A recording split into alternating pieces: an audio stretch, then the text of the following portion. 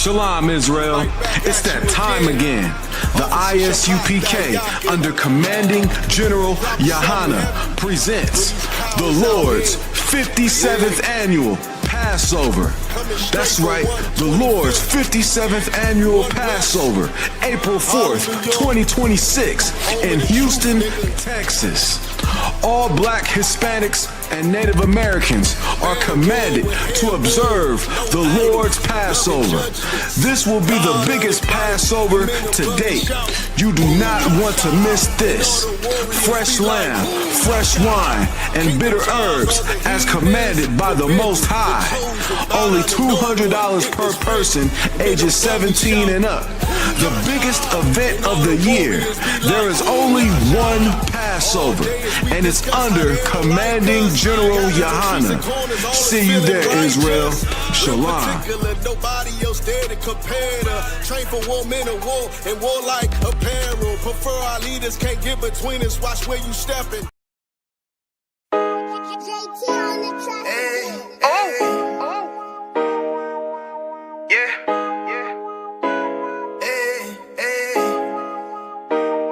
Wrong with you, boy? You know what time it is, nigga. Better watch how you step in. Yeah. But that was my nigga. Yeah.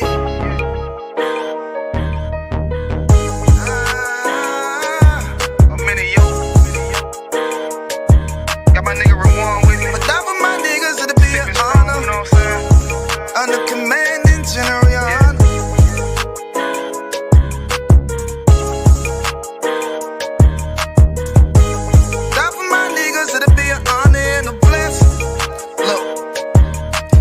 Straight off the top, I love all of my niggas. That shit ain't gon' stop till we on top and we ballin', my nigga. We be fly as fuck, you know them bitches be stalking my niggas. That shit'll never change and it's the same with all my niggas. City to city, I should be at home, that's what my ribs say. But bitch, I'm grown, I'm in these streets and closed caption. Niggas know we bout that action. If a nigga play with me, then my Hakim gon' let him have it. Hey, think you the shit, this truth, this shit. Nigga play, I let that Ruger hit.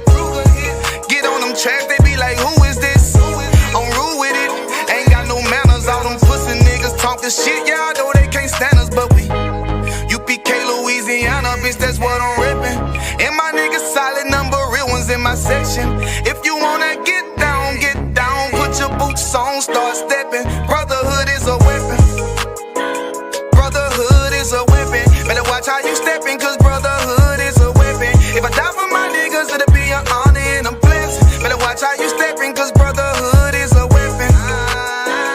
Brotherhood is a weapon. Better watch how you steppin', cause brotherhood is a weapon. If I die for my niggas, it'll be an honor and a blessing. Better watch how you steppin', cause brotherhood I lay my life down right now for all my sisters and brothers, because I love them. I see them dapping and hug them. It's amazing to see how well we adapt from the struggle. Born again from a life of sin, trapping together. My mind frame was to kill my own kind. Feeling inferior, waking up ready to die. Run with them killers, so it's just a matter of time. For why take your life or let you take mine? That's when I realized the slaves killing slaves while the white man live to get old. We in them graves, the shit got me feeling played. I opened the Bible, went through them records, found out we was royalty, a nation to be respected. But in this world we rejected, we hated for our complexion. Still fighting to get accepted. We hear the truth and reject it, but love is getting corrected. And all my niggas correct me. The commandments, the foundation we erected. Brotherhood is a weapon. Brotherhood is a weapon. Better watch how you steppin', cause brotherhood is a weapon. If I die for my niggas, it'll be an honor and a blessing. Better watch how you steppin', cause brotherhood is a weapon. Brotherhood is a weapon. Better watch how you steppin', cause brotherhood is a weapon. If I die for my niggas, it'll be an honor and a blessing. Better watch how you steppin', cause brotherhood is a weapon. Hey.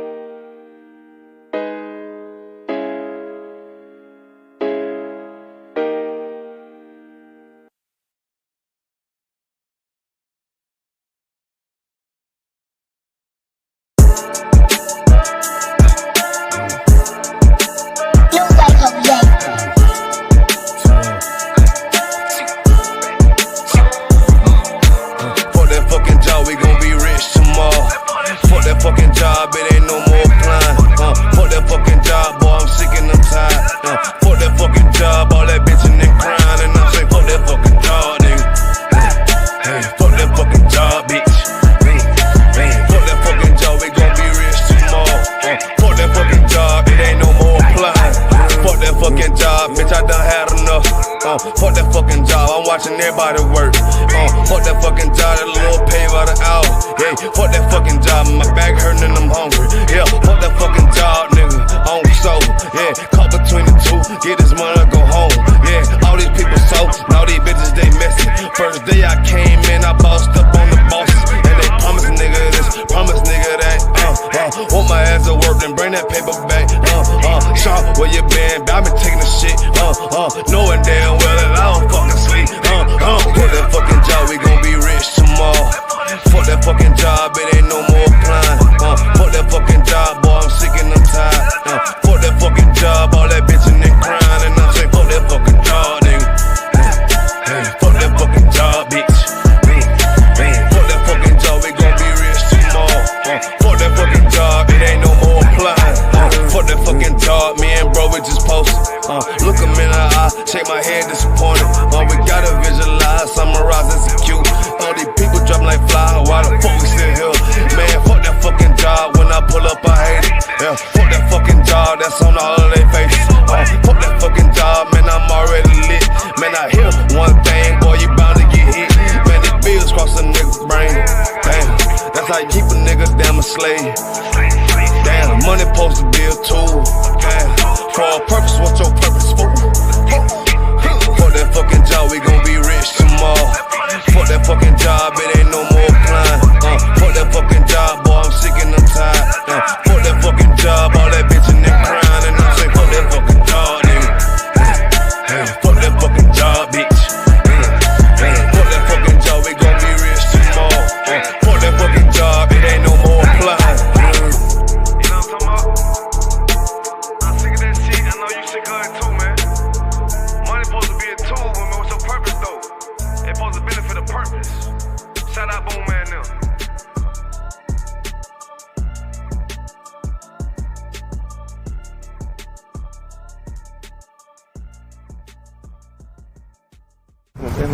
Fair enough. Push your position.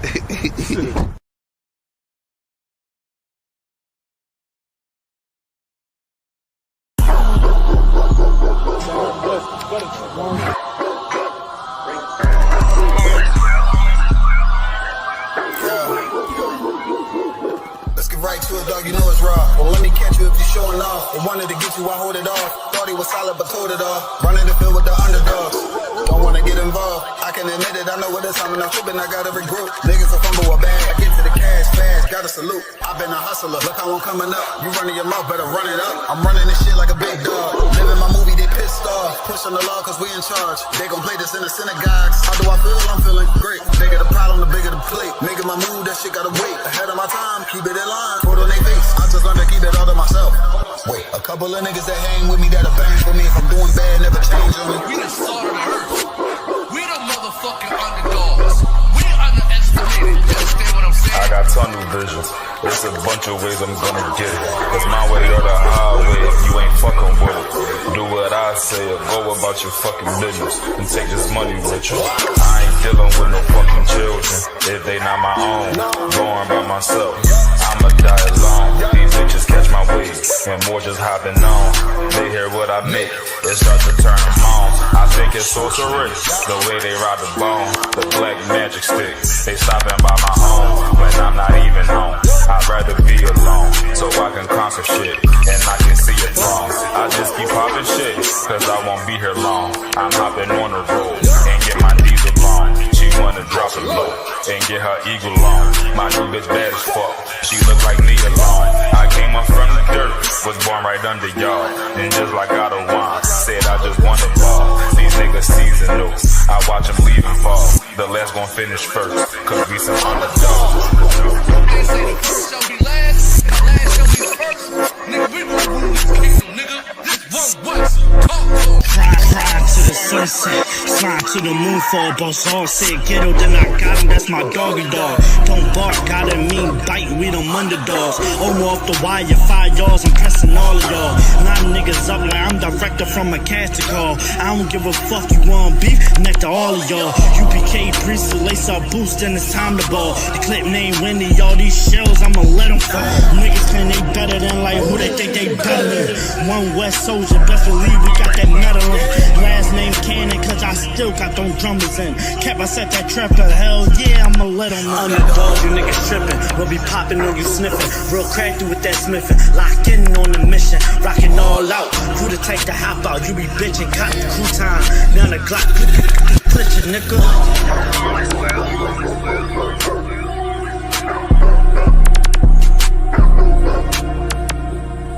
Every dog has his day.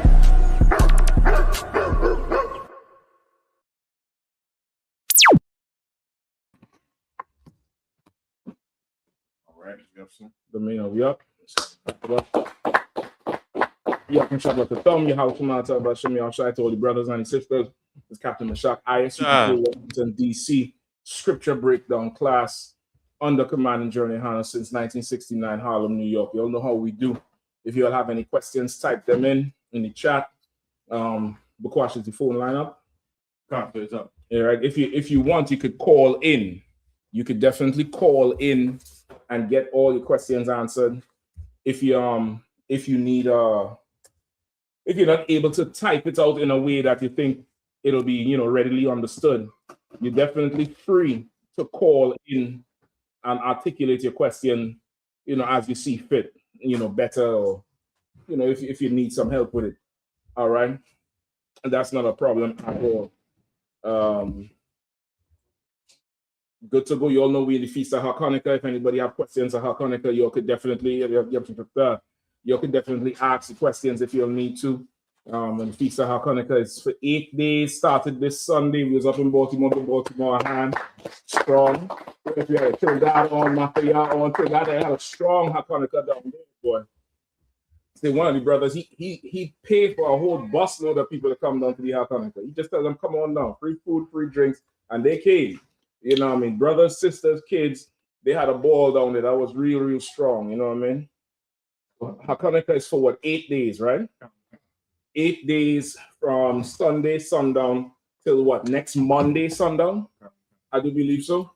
Okay. All right. And we're gonna be rocking. If you have one of these, I think this is out of sight a little bit here. If you have one of these, we call them a menorah, right? Or the candlestick. Might be a little bit out of sight. The brother could turn the camera so you can see it a little bit. You can light these. If you're just finding out tonight, it's not too late. You can turn it all the way out and then spin it back when you're done. Right? You see 7 branches. Right? The white man's own has 9. He added on branches like he always add on to the Bible and lie. It's 7 branches. All right? 7 branches is what you need. If you're just finding out about it, definitely go ahead and get one and get it lit. You know what I mean? Chupak, do me a favor. You can turn it back here now. Oh. All right. Oh, you got it? Before I got it, so yeah. You could get one, get it lit, get it rocking, and still keep the Feast of Hanukkah with the rest of everybody. You know what I mean? So we do just have your 7 lights it up, get your candles, do the thing. If you don't have one, you can also just get 7 candles, put them on a plate or something flat. And your old school, you burn the bottom and you stick it down. Just put it on some flat, 7, line them up, let them burn. Even if you don't have a menorah, you're supposed to keep the feast. You're supposed to keep it for 8 nights. It's supposed to be a party. It's supposed to be a festive celebration to remember when our forefathers went to war for our right to be an Israelite, for our rights to keep God's laws, for our rights to have a Bible. They burned our Bibles so we wouldn't have no records to follow. Our forefathers went to war for it, and we keep that so that we don't lose that spirit of warfare. All right. So we in the Feast of Hanukkah right now. All right. I know the world is celebrating the so-called Christmas.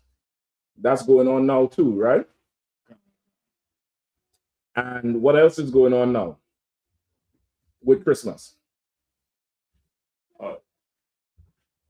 Who knows? I think Kwanzaa is made up. I don't think Kwanzaa is a real thing. Kwanzaa is some invention, I think, by Tariq Nasheed. That idiot. I don't know too much about Kwanzaa. I just know it's some made up bullshit. Right? It's okay. Let me don't say it like that. It's our people's way of rebelling against the white supremacy of Christmas. Okay. Right? But it's nonsense all the same. All right. I don't know what the hell Kwanzaa is. You could look it up too and let me know. But what else is going on? What else is in the atmosphere now with Christmas? Shabbat? New Year's. New Year's is around the corner. There's something else. There's something else going on all now. It starts after Thanksgiving. Young brother. Is it Diwali? Don't think holiday. Think the atmosphere. Think, like what you could expect. For instance, when summertime come around, what could you expect in a city?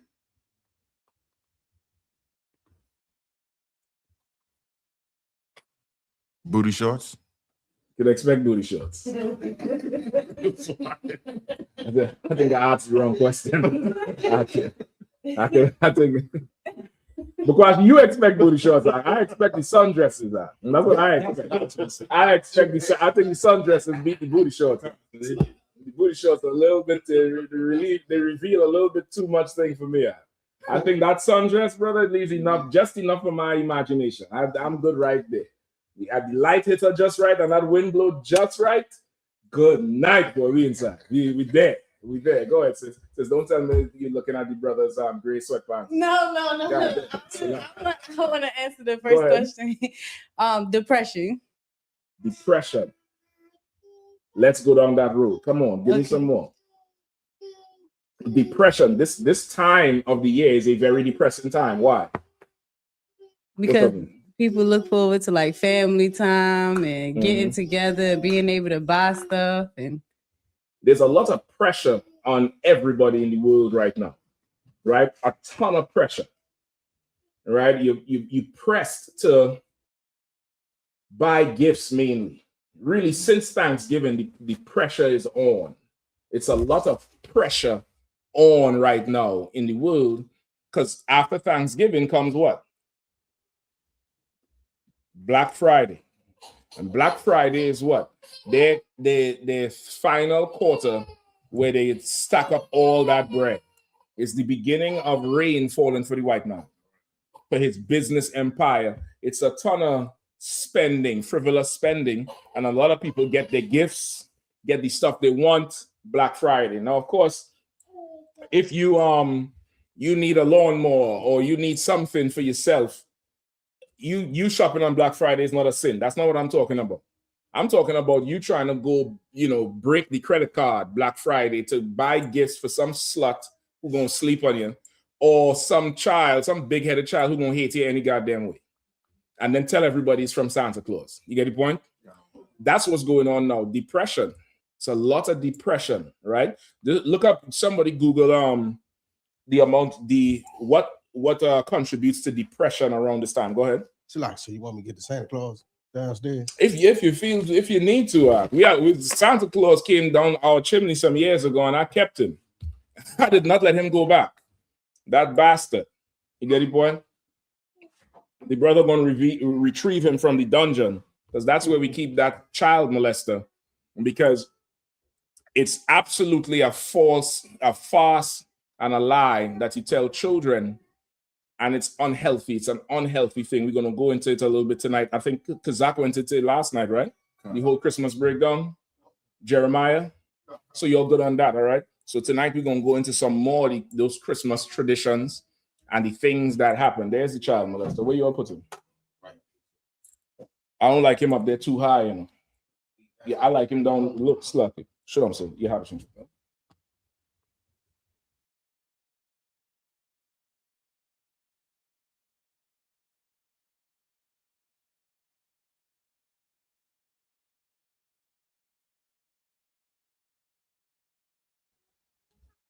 We was able to look like he was going to lose. Wait, do you do your thing, wherever you want to do it, all right? Okay. I'm too wild with that. Okay.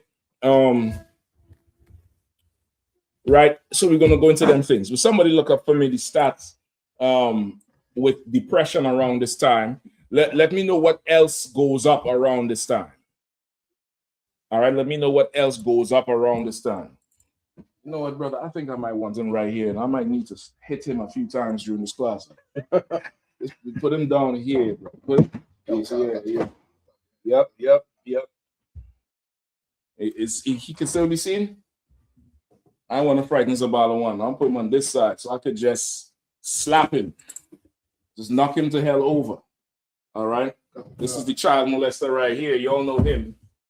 All right? It's good. The children know this is false. Go ahead. Yeah, Shakta. Yes, Shakta. What's going on now? Yeah, I told him, I know what to say, like, slide on the chimney beside you. Listen, this pastor here, he's gonna be dealing with him all night. Don't even worry about it. We're gonna get him straight. All right. What stats you all have? Come on, what do you have? Bukawash, nothing with depression? Nothing. Look up depression during the winter period. Look up the rates of divorce in the winter period or in January. Divorce rates in January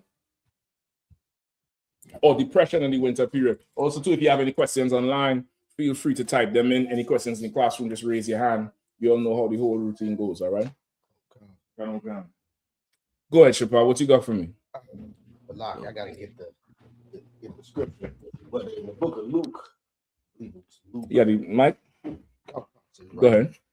In the book of Luke, I had a fake Israelite trying to tell me that this was like symbolic of Christ's disciples having a unity camp. You know what I'm saying? First, what was symbolic of it? John with how you said Andrew and Simon, Andrew first came to Christ and then he brought Simon, you know what I'm saying? They got with him. But he was using the fact that John had sent disciples at first in Matthew 11. Mm-hmm.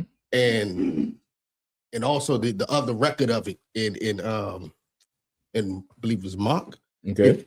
And he used both those records to show that, John the disciple had sent his disciples to Christ and try to act like that was them having a unity camp or something. And then later on, disciple, Andrew and Simon, I believe they were disciples of John and they got with Christ. And so he tried to use that like that was a unity camp to start with, and then they end up getting with Christ. You know what I'm saying? But I was telling him, like in Matthew 11, notice it said John's disciples. It means they weren't with Christ, and then Christ cut them by, for the audacity of asking them who he is. Yep. And then told them to end up telling the people later on what was going to happen to John the Baptist. He was going to be the least in the kingdom. That's not a unity camp. Yeah, that's. I already give you all the whole thing with these fake Israelites. That's a lot of dog shit to clean off your shoes. You know what I mean? Like they try very hard to justify how they live and the things they do, and it's not at all biblical. You know what I mean? You had Yahanna? Oh no, this way. Go ahead. I'm coming to you. Go ahead. I got some stats. There's about 89% increase of adults feeling more stressed during the holiday. Say that one more time. 89% increase. Don't say it like it don't matter. That shit do matter because the pharmacy is making bank off of that depression. You get the point? So go ahead and read it out. Also, I have a suicide rates. It says it slightly drops during Christmas, but sharply increases right at the New Year. Yeah, and how far away is the New Year from Christmas? A week. 7 days. So 7 days later, there's a sharp increase in suicides because it's not the most wonderful time of the year. It's the most depressing time of the year. It's the most depressing time, mainly because of the Christian church. The Christian church promotes and perpetuates you damn near killing yourself to serve America during Christmas more than anything else or any other time in the year. You get the point? Like there's not a push like this during 4th of July or there's not a push like this during, you know, any other Memorial Day or something else. But this Christmas push, brother, it takes on a spirit on you where you'll notice the traffic patterns change. There's more aggression on the roads. There's more aggression in the stores. There's more just people just, you know, on edge because they under the pressure of buying a gift. They're under the pressure of not disappointing their family. So now you have depression going up what? 89%? Kind of. Go ahead. Any more? First of all, any other questions? You had a question, or you're going to just say something else? I'm holding for the divorce. Go ahead. Let me hear it. So is there any question? I'll take the questions first and come back to this. If not, I'll just start with this and get the questions later. No, we good to go? Go ahead. Divorce filings are the lowest in December and peak significantly in January. Divorce filings are lowest when? December. Yeah, you holding out for that gift. You holding out for that gift before you jet. You understand? It's the lowest in December time because it's like going downhill from Thanksgiving. Imagine you sit at the top of a slide like a child and slide all the way down. It's a certain momentum from Thanksgiving all the way into really Valentine's Day. You understand? Really all the way into Valentine's Day. It's like a roller coaster going down. You can't stop. So during that Christmas time, it would drop. Yeah. But as it getting closer to that Valentine's Day, boy, you hit January and then bills hit. That thing spikes. That thing goes up. Why? Because you had to buy a gift for who? Who you buying a gift for during December time, during Christmas time? Go ahead. The children and you're buying a gift for the kids. And your wife. You're buying a gift. Which wife? The one that's getting divorced. You're buying a gift for the wife in the house. Yeah. Then you have to buy a gift for the work wife. Because how the fuck are you gonna leave the work wife out? Go ahead, brother. Let him get him mic too. Sometimes they have you participate in things called the Secret Santa. You gotta buy gifts for people you don't even know. Secret Santa. So yeah. You get the point? Yeah, it's you mystery gift, or they pair you up with somebody on the slave and you had to buy them a gift. And now you're under pressure because now it's a public thing. And this is what whoever get me. So you had to buy a gift for the wife and the work wife. And the thing on the side. You got to buy a gift for your husband and your work husband. And the Tinder date. And it all goes wrong because you in a whole euphoric state. And that's not what the Lord called us to do. Like, this is a very, very, antichrist time. It has nothing to do with Christ at all. Go ahead. Earning January the nickname Divorce Month as couples all say that one more time. Earning January the nickname Divorce Month. January is what? Divorce Month. January is called Divorce Month. Yeah. Like, damn. Like, they do nothing else in January but get divorced. Good night. Divorce Month. It's supposed to be what? The New Year. Happy New Year, right? New Year resolutions. Is it January is called Divorce Month. Go ahead. As couples often delay filings through the holidays to avoid conflict, only to initiate proceedings for a fresh start in the new year. Stop right there. So they delay filing for divorce so they lie to you the whole holidays then. God. Give a hug. Hey, how you doing? Merry Christmas. Season's greetings. Happy New Year. All the best for you. Meanwhile, the lawyer done draft the paperwork and they're waiting for January 1st to hit so they could just drop it on you. That is satanic. That is not of the Lord. And if Christmas is godly, what was going on in Jerusalem when Christ was born? Was people getting divorced all over the damn place? I think not. I think not. You get the point? Like, first off, Christ was not even born in winter. I don't know if Zach went over that last night. Did he go over that? Right, I'm going to just reiterate it. He was not born in the winter. Christ was born in the springtime. He was born in the springtime. Pull the precept for me with the sheep coats. All right, give me that. I think it's in Luke.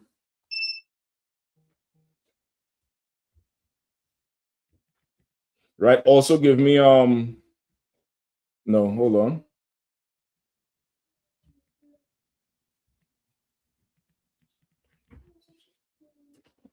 where the shepherds, what it says, the shepherds were in the field. The shepherds in the field. I think that's what you got to look up. Shepherds in the field, or the sheep, or in the sheep coats.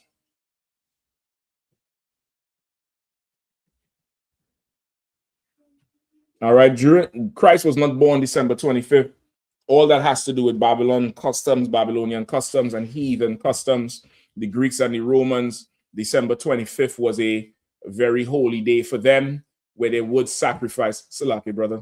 Don't walk in front of them, pass around. Just pull the chair out, and then step forward, and then you could pull the chair back in, all right? That's the wall. That's right there. That's how you all should always do it, all right? Okay. This ain't, what's the name of the movie theaters? This ain't Regal. You got to pass through everybody to sit down. All right? Yeah, exactly, Shapat. Yeah, I mean, let's take your time and go through. All right, who found it for me? You know what I'm talking about in the camera? You know what I'm talking about? I'm looking up right. No sweat. All right, Christ wasn't born at that time. Right, Christ was born in the springtime Passover. Come on, Bukwash. Okay, it's Luke chapter 2, verse 8. Mm-hmm. And they were in the same country, shepherds abiding in the field, keeping watch over their flocks by night. Mm-hmm. And lo, the angel of the Lord came upon them, and the glory of the Lord shone round about them, and they were sore afraid. And the angel, you might have to read up. It doesn't mention it further up. The time it was. Where you at? 2 and 8. Luke 2. Yeah, kind of. Luke 2 and 8. Start at 5. Kind of. Luke 2 and verse 5. Verse 4. And Joseph also went up from Galilee out of the city of Nazareth into Judea, into the city of David, which is called Bethlehem. Right. Joseph went up into the city of David, into Bethlehem. This was around the time of the Passover. Right. Go ahead. Because he was of the house and lineage of David. Because he was of the house and lineage of David. What does that mean? What does it mean to be of the house and the lineage of David? Go ahead. David was his blood relative. It was his father. David was his forefather. He came from that line, right? Which again does what? It dispels the lie that Christ came through Immaculate Conception. It says Christ was of Joseph, who was Christ's father, was of the lineage and the house of David, right? Christ sitting on David's throne, or being the son of David, had to come from Joseph. He couldn't come from anybody else. Jeremiah 23 and 5 will tell you that. Like, the king has to come from the line of David. Right? Where you at? Luke 2 and 5? And 5 now. All right, go ahead. Verse 5. To be taxed with Mary, his espoused wife, Mm-hmm. being great with To be child. what? To be taxed. To be what? To be taxed. To be taxed. So this time, during this time here, where Joseph is making a trip, it's also what? Tax season. Tax. It's also tax season. And tax season is when? Is it December 25th? When is tax season? And y'all ain't saying it loud enough. Y'all ain't paying no taxes up in here. I can tell you that. Y'all ain't paying no taxes up in here. Yeah, I mean, that's what's going on. Only one brother's like April, spring, because he already know. The rest of y'all start looking around like this year. Yeah, all right, go ahead. Play with white man if you want to.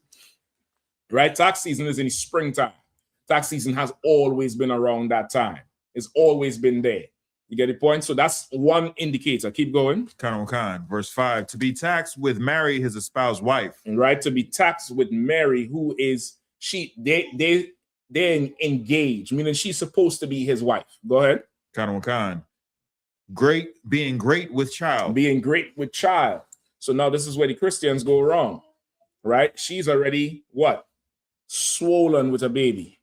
She's great with child. She's like full term. You ever see a woman she ain't, 12 weeks. She ain't 20 weeks. She's 38, 39 and a half, sometimes 41.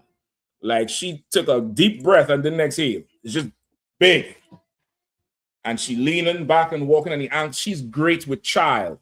She's great with child because Joseph already had sex with Mary. He already had sex with her.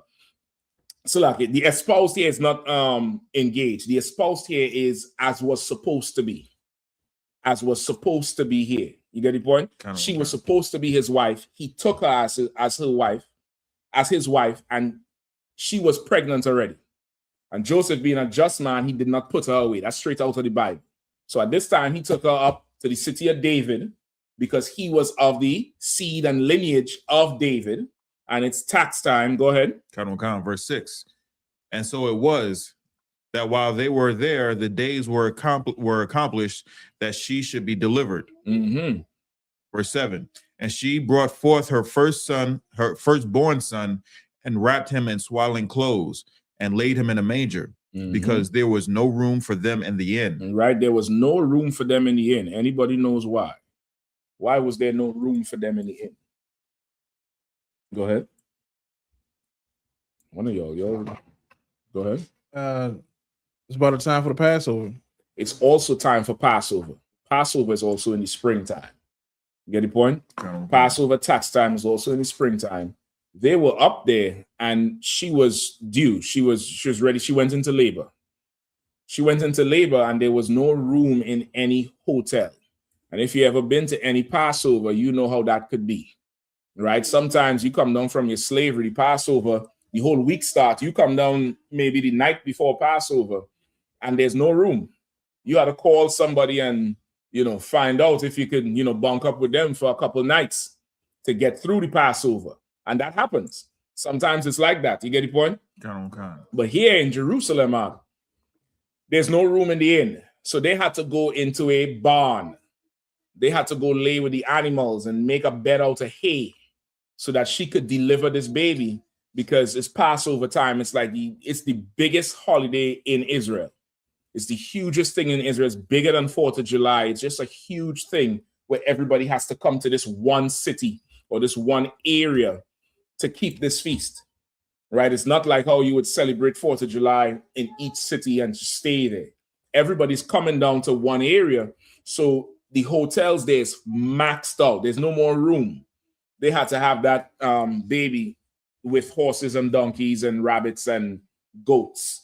And, in the manger is a trough you would feed the goats in or feed the cows in. They fill that up with hay and got, a blanket or whatever. And that's where the king of Israel, the ruler of the whole world, spent his first night. In a bucket you feed a horse in. And they erect this bastard here and tell you Christmas is about, Santa Claus and, love and gifts and kisses. You understand? This was in Passover time, which is in the spring. Keep reading. Verse 8. And there were in the same country shepherds abiding in the field. Right. And in the same area, there were shepherds abiding in the field. There's no shepherd outside and no field anywhere, as far as the eyes can see right now. Right now, there's no shepherd anywhere in a field as far as your eyes can see. Maybe down south. Maybe. I don't know. I think they get snow down there too. Right? There's no shepherds out in the fields with the sheep. The shepherds would be out there in the springtime. You get the point? Any more? What verse you at? Verse 8. Keeping watch over their flock by night. Keeping watch over their flock by night. Go ahead.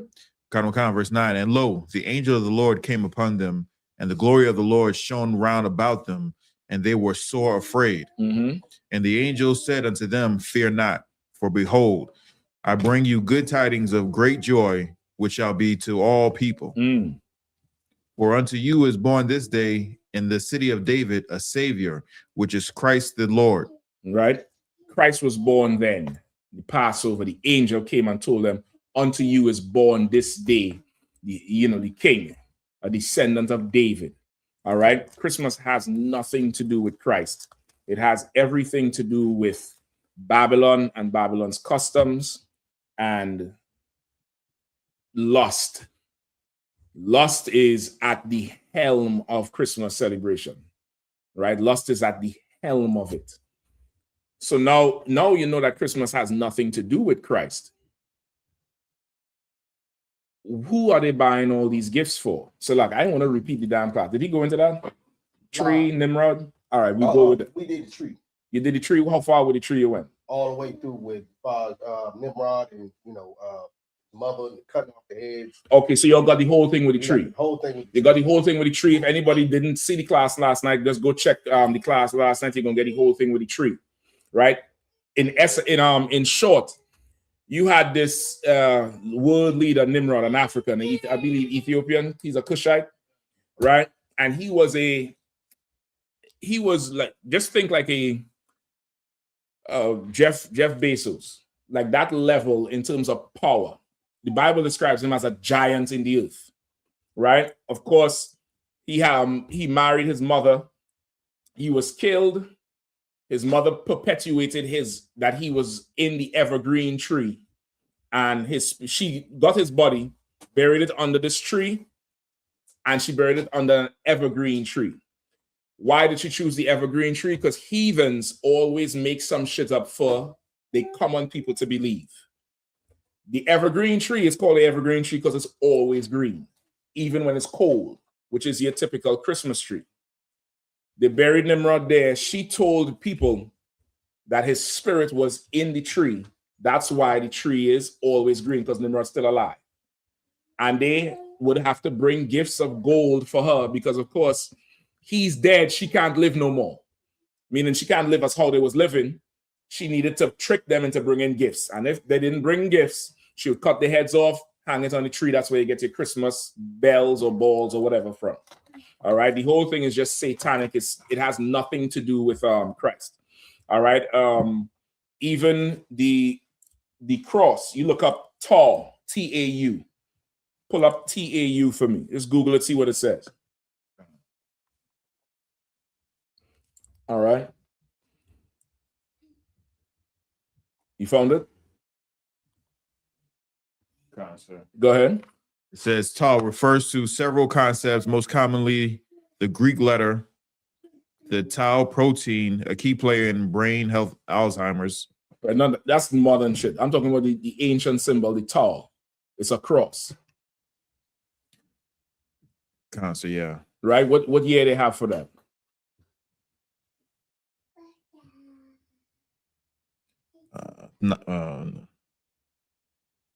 Do they say? Last, sir, I don't see. The tau goes back a few thousand years. T-A-U. It goes back a few thousand years. The symbol, the cross symbol that the church uses, it's not exclusive to Christianity and the crucifixion of Christ. It goes back way, way back before that.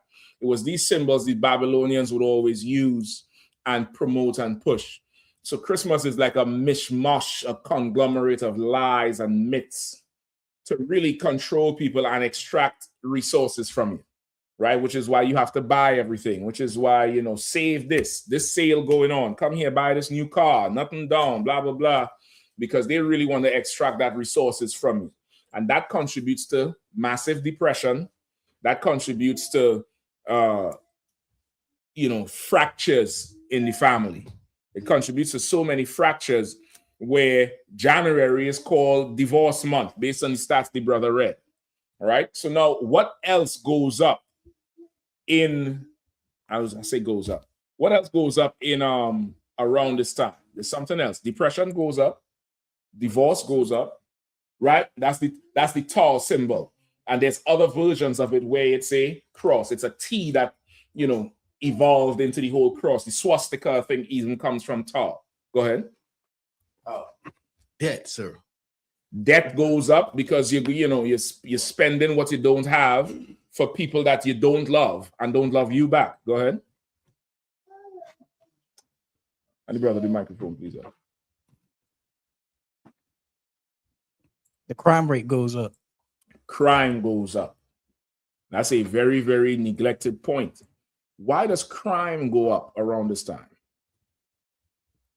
With everybody, or not everybody, but with the people who don't have, they're trying to get things. So like they stealing.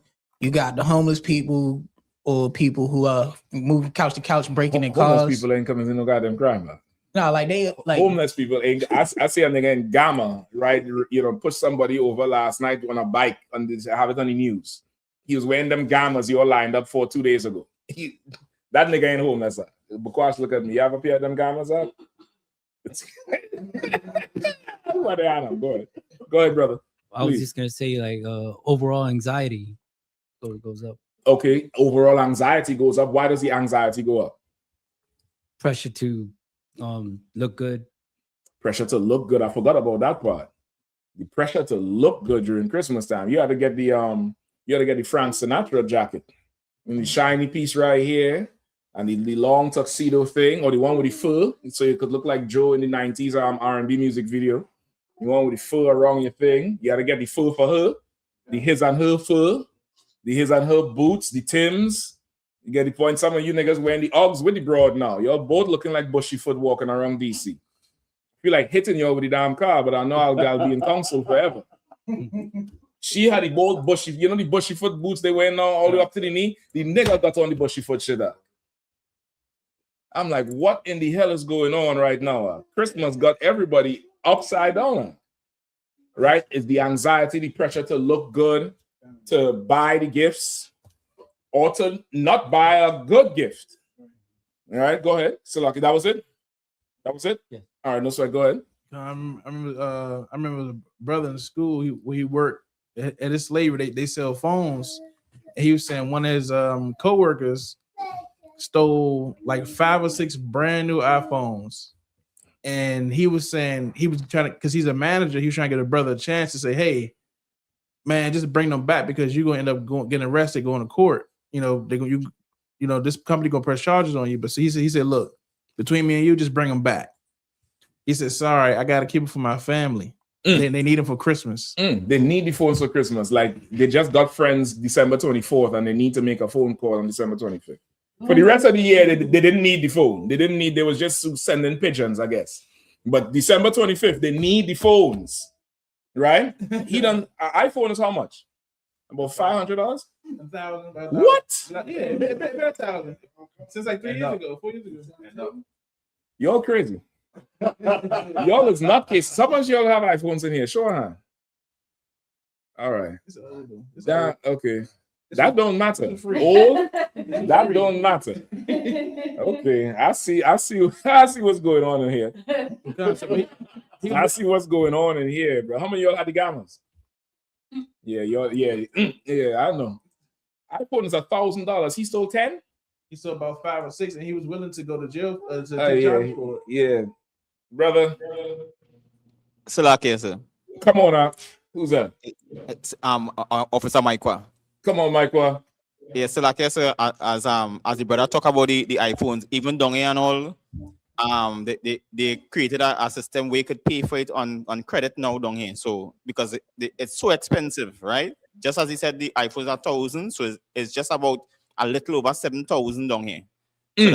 So people taking it out on credit just to give the family for the Christmas season and then owing this debt in straight into the new year. Listen, Michael, you need to go buy an Apple app. Like the actual fruit, tape it to any phone. Tape it to a burner phone app. And tell them, hey, I have a phone here for you. Give me $7,000. Y'all is insane. To make a fucking phone call? No. So like, some of us remember the days when a phone call was 25 cents, that you put it in. That's the cost of a phone call. 25 cents, and you might need to stand in line. But I'm paying $1,000 for nothing. No. And he done did that and facing jail time. And I think over $1,000 is grand larceny. It's a certain amount. Somebody could look it up. You steal over a certain amount, it's no longer theft. It's something called grand larceny, which is felony shit, which is mandatory minimums and all that type of nonsense. And you're gonna do that. You don't steal that phone from mommy, your sister, or some broad who you think you're in love with. And she gonna be calling the nigga to come dig her guts out while you in jail. You dummy. This is what we're dealing with. Go ahead, Art. Sir. It's different for Pass the mic to the brother. Say again?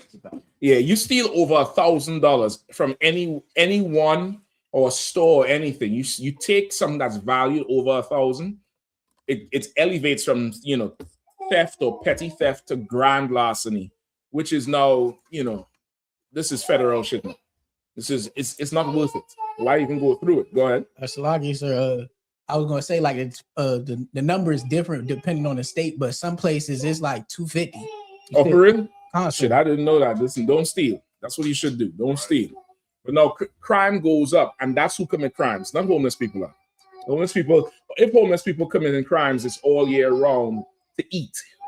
or to get toilet paper, or to get soap, if they committed any crimes, or to sleep somewhere, because the white man would put pointy things on the bench, or remove the bench from the damn bus stop, or do something in the park to make sure you can't sleep anywhere. And they might do something, break into an abandoned building and sleep there, or trespass. That's the crime they commit. The crimes that get committed during Christmas time are committed by people with 401ks and W-2s. That's who commit the crimes around Christmas time. You get the point? It has absolutely nothing to do with Christ. It's an evil, satanic time of the year, and you should not do it. You're a week away. You don't have to buy the gifts. It would be better to suffer the anger of your family than to celebrate Christmas and end up in prison or your house burned down. Give me that too. Give me give me the house fire rates that go up during this time of the year. That's not something you all forgot to remember. Go ahead.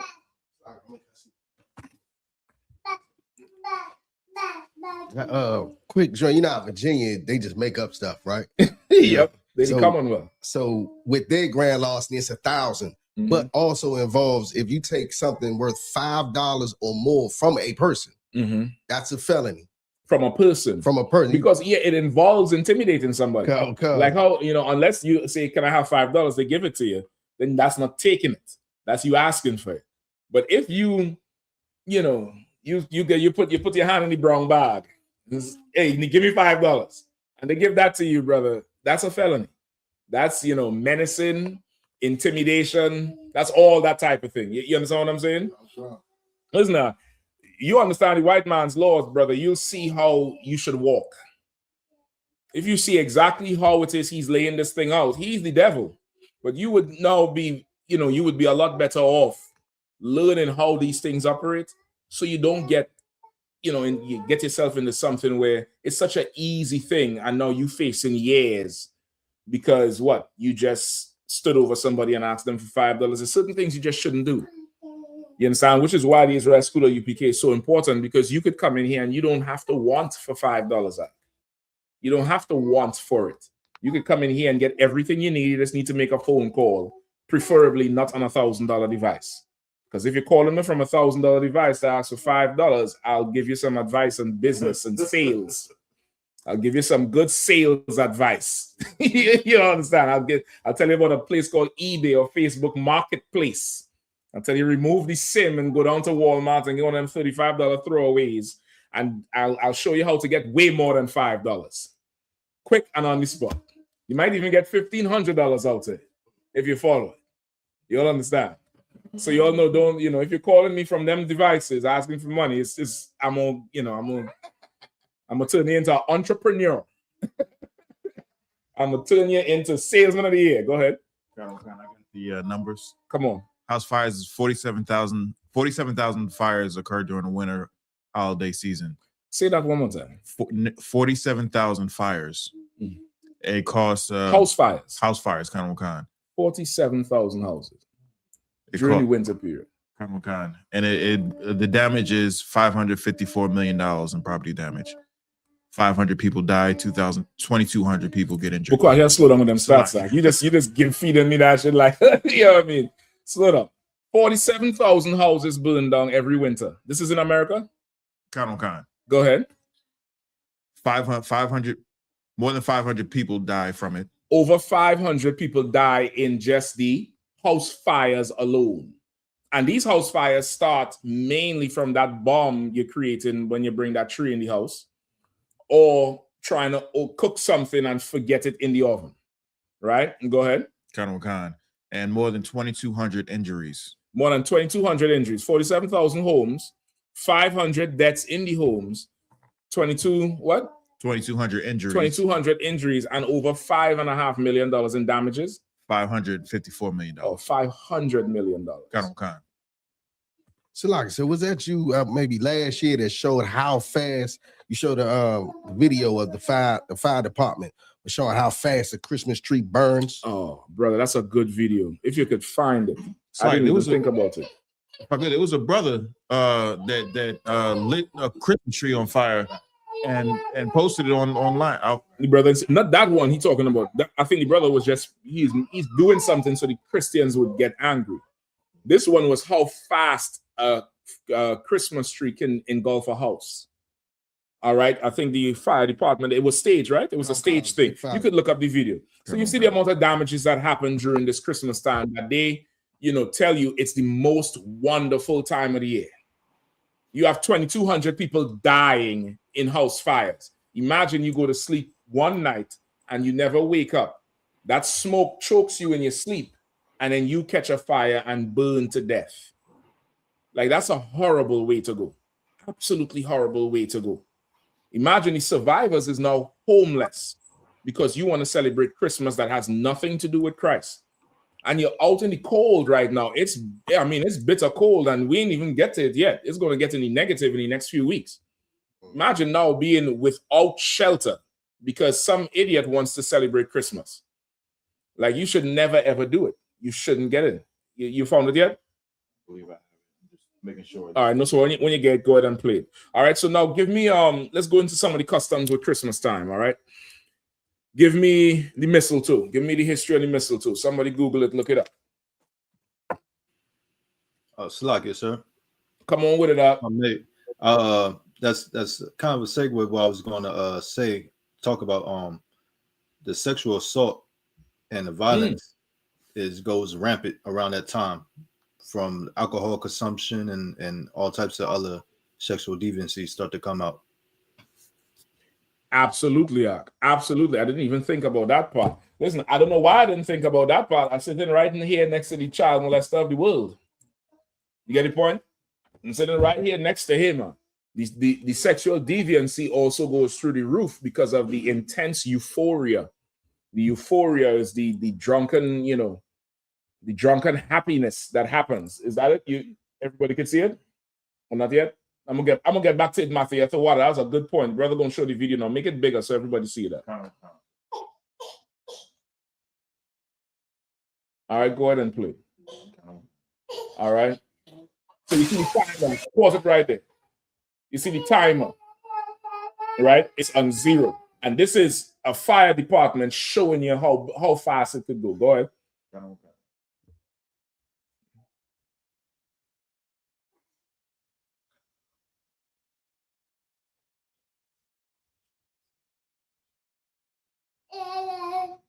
The smoke is already there. We have 12 seconds. Now you sleep. You sleep at this point. How many of y'all have alarm clocks in the morning? How many times you hit that snooze and don't even remember hitting the snooze? So the fire alarm is going off if it even worked. So in our household, we prefer it beep for the whole year and never work. What time is that? That's probably less than a minute, right? Brother, the room blacker. Pause it. A dry tree can catch fire and burn faster than newspaper. From 2010 to 2012, there were an estimated annual average of 200 fires where the Christmas tree was the first item ignited, resulting in 10 deaths, 20 injuries, and $17 million in property loss. And this is in San Antonio. This is not nationwide. This is just that's stats for that area alone. Now I see how the 500 million comes in. You get the point? It's a ridiculous thing to have that thing in your house. It's ridiculous. If it's a dry tree, I think the pine has the oils in it that's also very flammable. You understand? And that accelerates it. Plus the tree is already, it's dried with the branches. So that's also combustible material. And that there's no venting. All that smoke is in there. You engulf anything, you're going to die from this damn tree. You really have a bomb in your house when you really look at it. Right? Even the electric ones. The electric ones start fires because why? Everybody, plugs everything into that one little plug in the wall and just get the circuit breaker and just add everything onto it. Overheat, fire, you're dead. Because Christmas has nothing at all to do with Christ or God. It's almost like a yearly sacrifice that's being made when you celebrate Christmas. It's almost like some people are going to die tonight or die next week, and we're not going to change. Whoever dies, die. Whoever doesn't die, well, next year maybe you'll die. All right, who has mistletoe? Come on. Salaki. Come on with mistletoe, the evolution of a Christmas tradition. Why does Before, give me a mistletoe on the screen too, all right? Right, a mistletoe. Say it again. The evolution of a Christmas tradition. Why does this parasitic plant remind us of romance? Right. Why does this parasitic? I think it's parasitic, right? Why does this parasitic plant remind us of romance? What do you know about the mistletoe? You raise your hand real quicker. You raise your hand super quick, brother. Let me hear about the work wife. Go ahead. In the movies, they always he say said the movie. He said the movie. I said, ask him about the work wife. You say it in the movie. He take himself out of that shit quickly. In the movies, they Side always Salaki, sir. In the movies, they always talking about kissing under the mistletoe. Kissing under the mistletoe in 4th of July? Sir. It's Christmas time, right? Sir. Around Christmas time, they have this mistletoe thing, and you get free pets around this time. And in January, you find out you have HSV1. Anybody know what the hell that is? Yeah, I ain't got to tell you. You're going to find out. Don't worry. You're going to find out. Go ahead and kiss everybody you want. Give me some more on the time. I got 2 stories. Sir. Baldur, grandson. Two sources, you mean? Like 2 different articles? That's fine. You can continue on the first one you was reading. Sir. All right, go ahead. Baldur, grandson of the Norse god Thor, woke up one morning certain that each and every plant and animal on the earth wanted to kill him. His mother consoled him. Right. So this is Greek mythology. This is not a real person, right? This is who, the grandson of Thor? Sir. Right. This nigga wake up one day and decided he was afraid of plants, and all the plants was gonna kill him. All right, go ahead. Sir. His wife consoled him, but all to no avail. Baldur cowered in his room, half wild with fear. His mother and wife decided to ask every living thing to leave their poor Baldur in peace. They begged the kindness of the oak tree, the pig, the cow, the crow, the ant, and even the worm. Each agreed. Then, as Baldur paused to celebrate his release from torment, he felt a pain in his chest. He had been stabbed and killed by an arrow made from the wood of a mistletoe plant. Mistletoe was the one species on earth his wife and mother had failed to notice. Baldur died, but a lesson was learned. Never forget about the mistletoe. Mistletoe would come to hang over our doors as a reminder to never forget. We kiss beneath it to remember what Baldur's wife and mother forgot. At least that is one version of the origin of our relationship with the mistletoe. Right. So that's one account of the mistletoe. Come on. Mike, brother. And they got two other short. Hold on, before I get to that one, you keep the mic before I get to that one. So now you have this ancient Norse or Nordic mythology with Thor and Baldur and whoever else, and they were supposed to get rid of all the plants, and one plant stayed, and somebody killed this fool anyway. Why is it so important? Not so important, but why is that? What's so pertinent about the Nordic customs around this time? Come on. That's supposed to be where the North Pole is, and with Santa Claus. Nordic people is like them Viking people. You get the point, coming from Norway and that type of area. Go ahead. Right? You ever heard of the winter solstice? That's their culture. Worshipping the stars and the signs in the sky. The what's that thing with the lights? Northern Lights. The Northern Lights. There's another word for it. Something borealis or borealis or something like that. I forget what it's called, right? They call it the Northern Lights, but there's another term for it. And that's also part of the winter solstice. That culture comes from them, right? That culture comes from them. They're dealing with all these plants, and this plant could kill you and all that type of stuff. Let's get the other one. Salaki, sir. Yeah, go ahead. Aurora Borealis. Aurora Borealis. That's it. That's it. Aurora Borealis. All right. Let's get the other account of the mistletoe. So we have two others. We have the Celtic Druids and we have Roman Saturnalia. Right. Celtic Druids, which is kind of like the same people. The Celtics is from where is that? Scotland or Ireland? I think it's Scotland.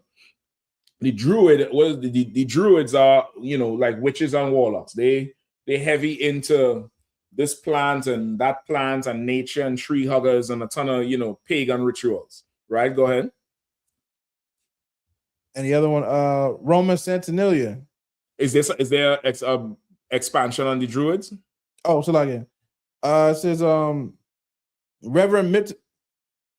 revered mistletoe as sacred, believing it held mythical powers, offering it for fertility, protection from evil during winter solstice rituals involving oak trees. Right? This was long before Christ.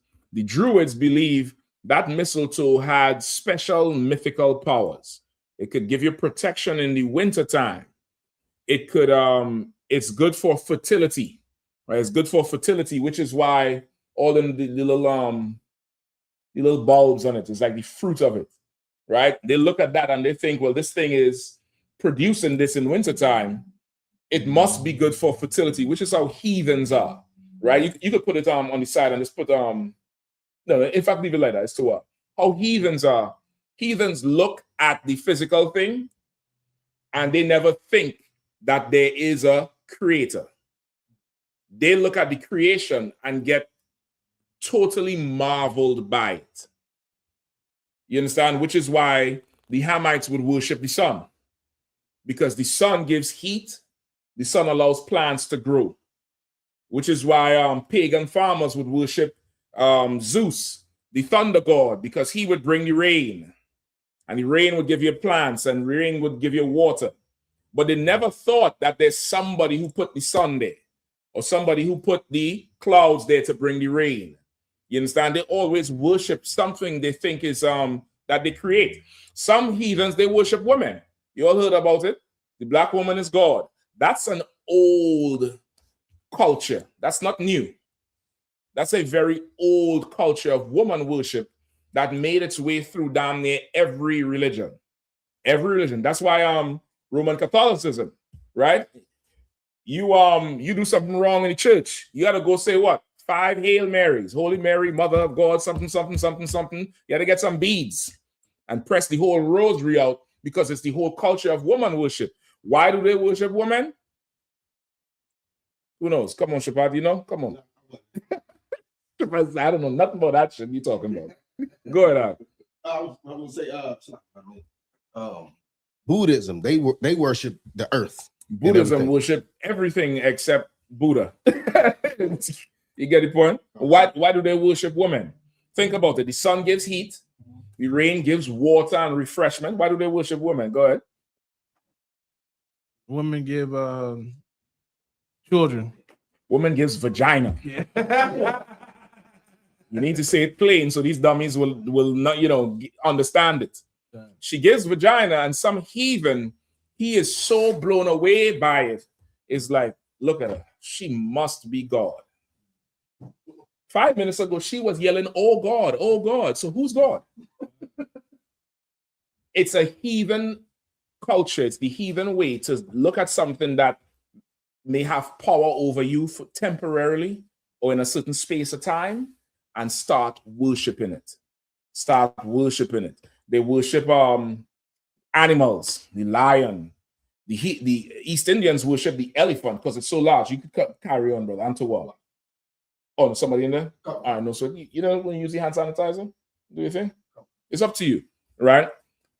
They worship the elephant because it's so big and strong. Some of them worship the cobra snake because it's so long. They have a king cobra, super long, and when it stands up and the head swell out, and they look at it and like, this thing is marvelous. We're gonna worship this. They worship the mice because the mice is pull up a video of them East Indians temple. They have a temple on one of them rivers down there where they go down and bathe and they defecate and piss in, and the temple is overrun with mice. And you would think, okay, they'll call the exterminator. No, they come down there with milk and sweets and give the mice, and sometimes suck the milk from the same bowl with the mice.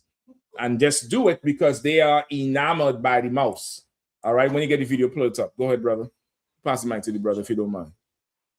Whoever have the mic, pass it to the brother, all right? Wow.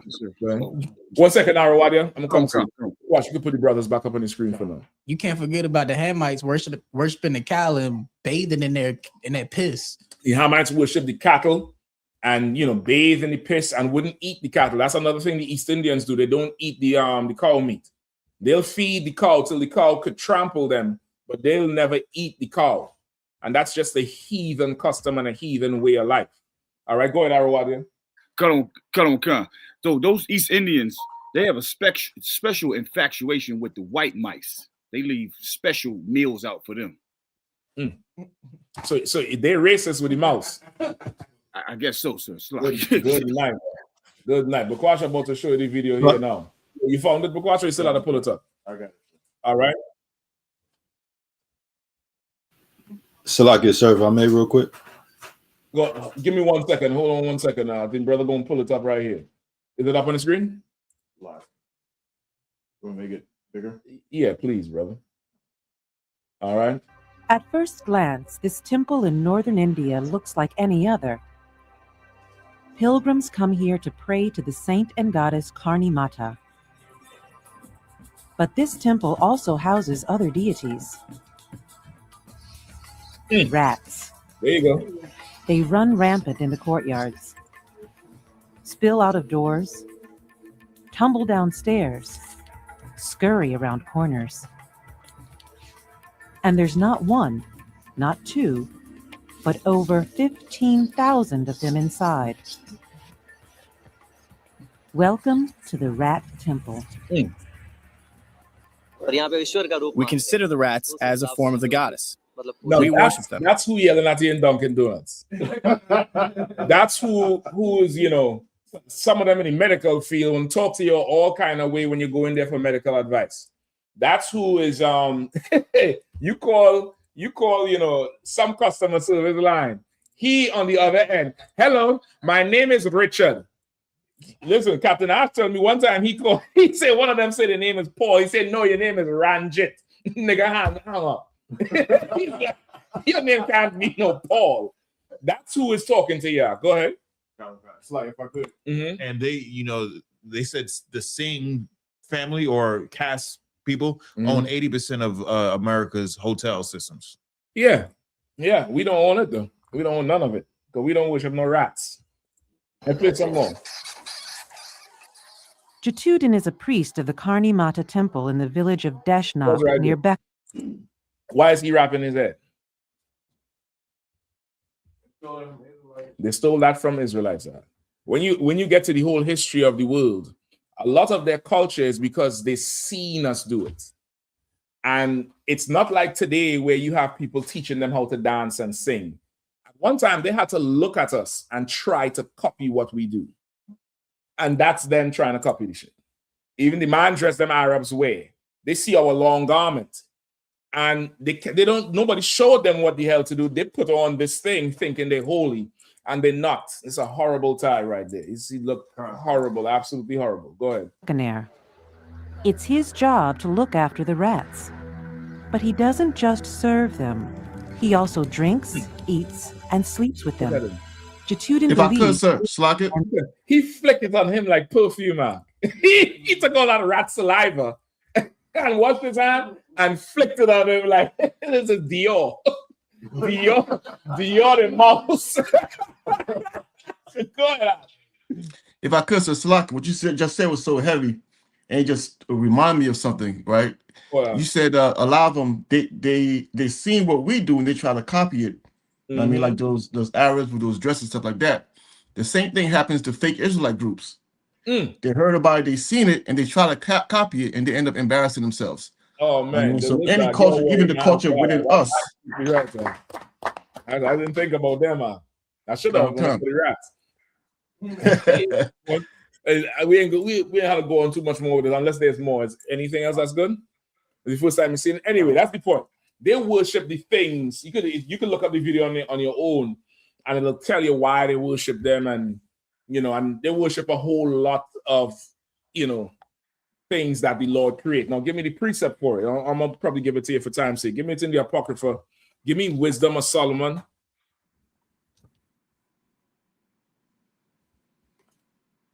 Chapter 13. Start at 1. All right? Start at 1. Whoever have it first, just go ahead and read. If it's a brother in the class, just ask for the mic, and you can just go ahead and read, all right? Khan, I got it, sir. Go ahead, This is the book of Wisdom of Solomon, chapter 13, verse 1. Surely, vain are all men by nature. Say it again. Who are Say it again. Khan. Surely, vain are all men by nature. Say it one more time. Surely, vain are all men by nature. That's something you must remember. You must remember, without the Most High, man is vain. What does that mean? What does that mean, vain? Surely, men are vain by nature. Man. What does that mean? Come on, get the mic too. And meaning that men, we worship anything, or we make it something significant, make some item significant. That is really nothing. Nothing. That's man. Man is vain. It's really nothing. This is nothing. Come on, Shabbat. I mean, like they call it the almighty dollar. It's a piece of paper. The almighty dollar. That's worth nothing. Right. It's worth nothing. Right? Keep going. Khan. Surely, vain are all men by nature, who are ignorant of God. Go ahead. And could not out of the good things that are seen known him that is. Neither by considering the works did they acknowledge the workmaster. That's the heathen. The heathen, seeing all the good things that are there, surely would be like, well, damn, whoever put this here is so great. They don't think like that. The heathen see all the things that are there and start worshiping the things that are there. They start worshiping that thing and could not in their mind think, well, somebody put it there. You get the point? Keep going. Khan. Verse 2. But deem either fire or wind, or the swift air, or the circle of the stars, or the violent water, or the lights of heaven. Or the lights of heaven. That's what we're talking about with the aurora borealis, or the northern lights, or whatever else. They look at all that and deem this thing. Go ahead. Khan. To be the God. To be what? To be the gods. To be what? To be the gods. To be what? To be the gods. Go ahead. Which govern the world. That's how the heathen are. The heathen will look at everything else and say, well, surely you rule the world. Surely the sun is the ruler of the world. Surely the moon is the ruler of the world. The wind is the ruler of the world. The rivers is the ruler of the world. The great ocean, the great spirit, that wind blowing here, there, and everywhere, is the ruler of the Mother Earth. Surely Mother Earth, Mother Nature. They look at everything with power and don't think somebody has the power. They think that thing is power and I'm going to worship it. Go ahead. There's a question online. UBK Makola says, Salaki, sir, is it without the truth men will worship the things that bring them pleasure? Exactly. Without it, you would worship everything. Remember, I'm gonna just paraphrase something now to not get too far off the topic, right? But remember, go ahead, do your thing. But remember now, in the where's it in the Apocrypha? Ezra's with the most powerful thing, right? There's these three brothers, and they start talking amongst themselves, right? You ain't how to pull it because for time. I'm just paraphrasing. Let's find out where it is so I can tell everybody. And I answer Makulat, Officer Makulat down in Atlanta, right? These three brothers, just like young men, they're in the service of the king, and they start talking amongst themselves. What do you think is the most powerful? One man say, the king. because everybody stands when he comes in the room and could do whatever. Another man say wine, meaning alcohol is strong because it toppled so many people. It caused you to compromise and do so many other different things. You get the point? Then the third brother say, of everything powerful is the woman. And then he say, how you figure that? He said, look at how the woman plays with the king. He said, look over there. And they had this king, and this woman comes and sits on his lap. And she takes the crown off and twirls it around her finger. He says, surely this man orders us to go to war. He orders us to kill. He orders us to take a life. He orders somebody. He has tremendous power. And look at her. Even she slapped him. You could read it whenever you find the precept, right? I mean, on your own time. And so the individual would be you seeing this mighty man with tremendous power, and this broad is sitting there playing with him, toying with him like how only a woman could toy with a man, right? Because she likes him or wants something from him, but he likes her affection. And she there stroking him, slapping him in the face, taking the crown off the king's head, twirling it around. He said, well, surely the woman is the most powerful. Like, she's more strong than drink. The third brother come back and say, nah. He said, yeah, indeed, the woman is the most powerful, but above her is the truth. The truth is the most powerful thing on the earth. If you're not in the truth, brother, you're going to end up like Shannon Sharp. You're going to end up like that fool up there in Michigan. He went and he got one dog. He said, what's better than one dog? Two. Yeah, I got two. I got a Cocker Spaniel and what's the other thing they like? The Golden Retriever, right? You'd be like RG3 or some other fool trying to get, you're falling to some broad. You get the point? You're falling to the wiles of a woman without the truth. Without the truth, brother, that's the only thing you will have. The truth is the most high. It's his spirit. It's what he wants. It's what he likes. It's his ways. And you learn the truth, you're going to be more powerful. You're going to be able to rule her instead of her ruling you. You're going to be able to rule the wine instead of the wine ruling you. You're going to be able to rule whatever that rules everybody else. You get the point? You're going to be able to rule that thing instead of it ruling you. All right? Go ahead, Nakama. Oh, yeah, but like... Did you find where it was? Don't worry about it. Go ahead. Somebody pass the mic for him, please. Like the woman being the most powerful under the truth. The woman, like, she got so much popularity. Monica Lewinsky, she ain't nothing but she did one thing and got popular. I don't even know what the broad looked like. Right. But I do know her name. I do know her name. Listen, I was thinking just the other day, like, I don't think sisters really understand the power they have. I think sisters really don't get it. And I think sisters think they have to be like a man to have the power. You all have a power that there's nothing can rival it. Let me give you an example, right? Everybody heard of Lorena Bobbitt, right? Go ahead, Bukash. Anybody ever heard that name, Lorena Bobbitt? Anybody has never heard that name before? No sweat, that's fine. Lorena Bobbitt was a woman who became famous, I think, in the late 90s because she cut her husband's rod off and threw it out the car window because she was angry with him. And I sat there one day, and I was thinking, how did she get to cut his rod off? Like, she ain't stab him. She ain't hit him from, behind in the head like Rihanna hit Chris Brown in that car. You all didn't know I was backing Chris Brown in that fight.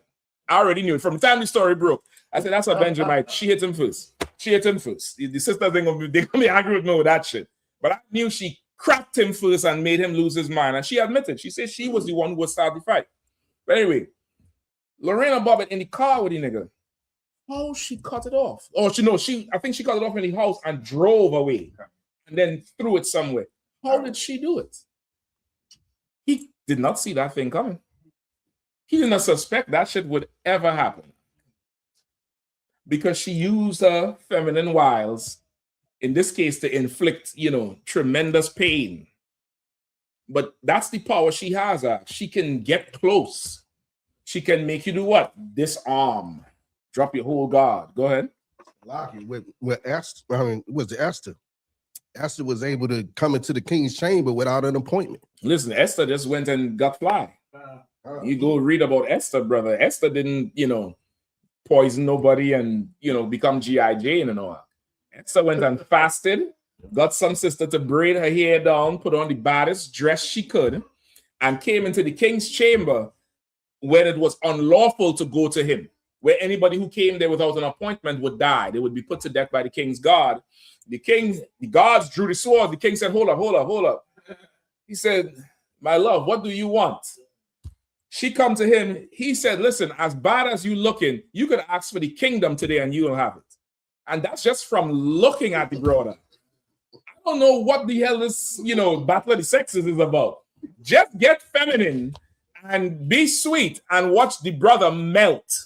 Watch the brother just be ready to just slew a whole nation for you. Go ahead. And I always love this story. Is the sister in the scriptures?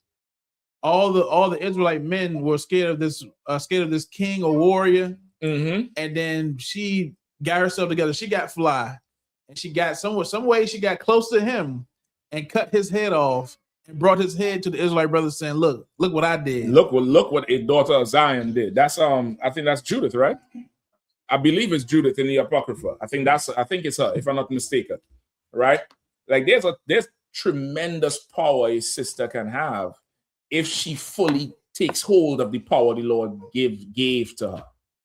You get the point? If she fully takes hold of that power, but just understand that the only thing above that power is the truth, right? Is the absolute truth. There's something else I want to go into with that. Just you'll take a pin in that. We're going to continue for now, all right? So that's it. This whole chapter 13 and 14 in the Apocryphal Wisdom of Solomon is about idol worship. It's an excellent chapter on idol worship. You could read it through.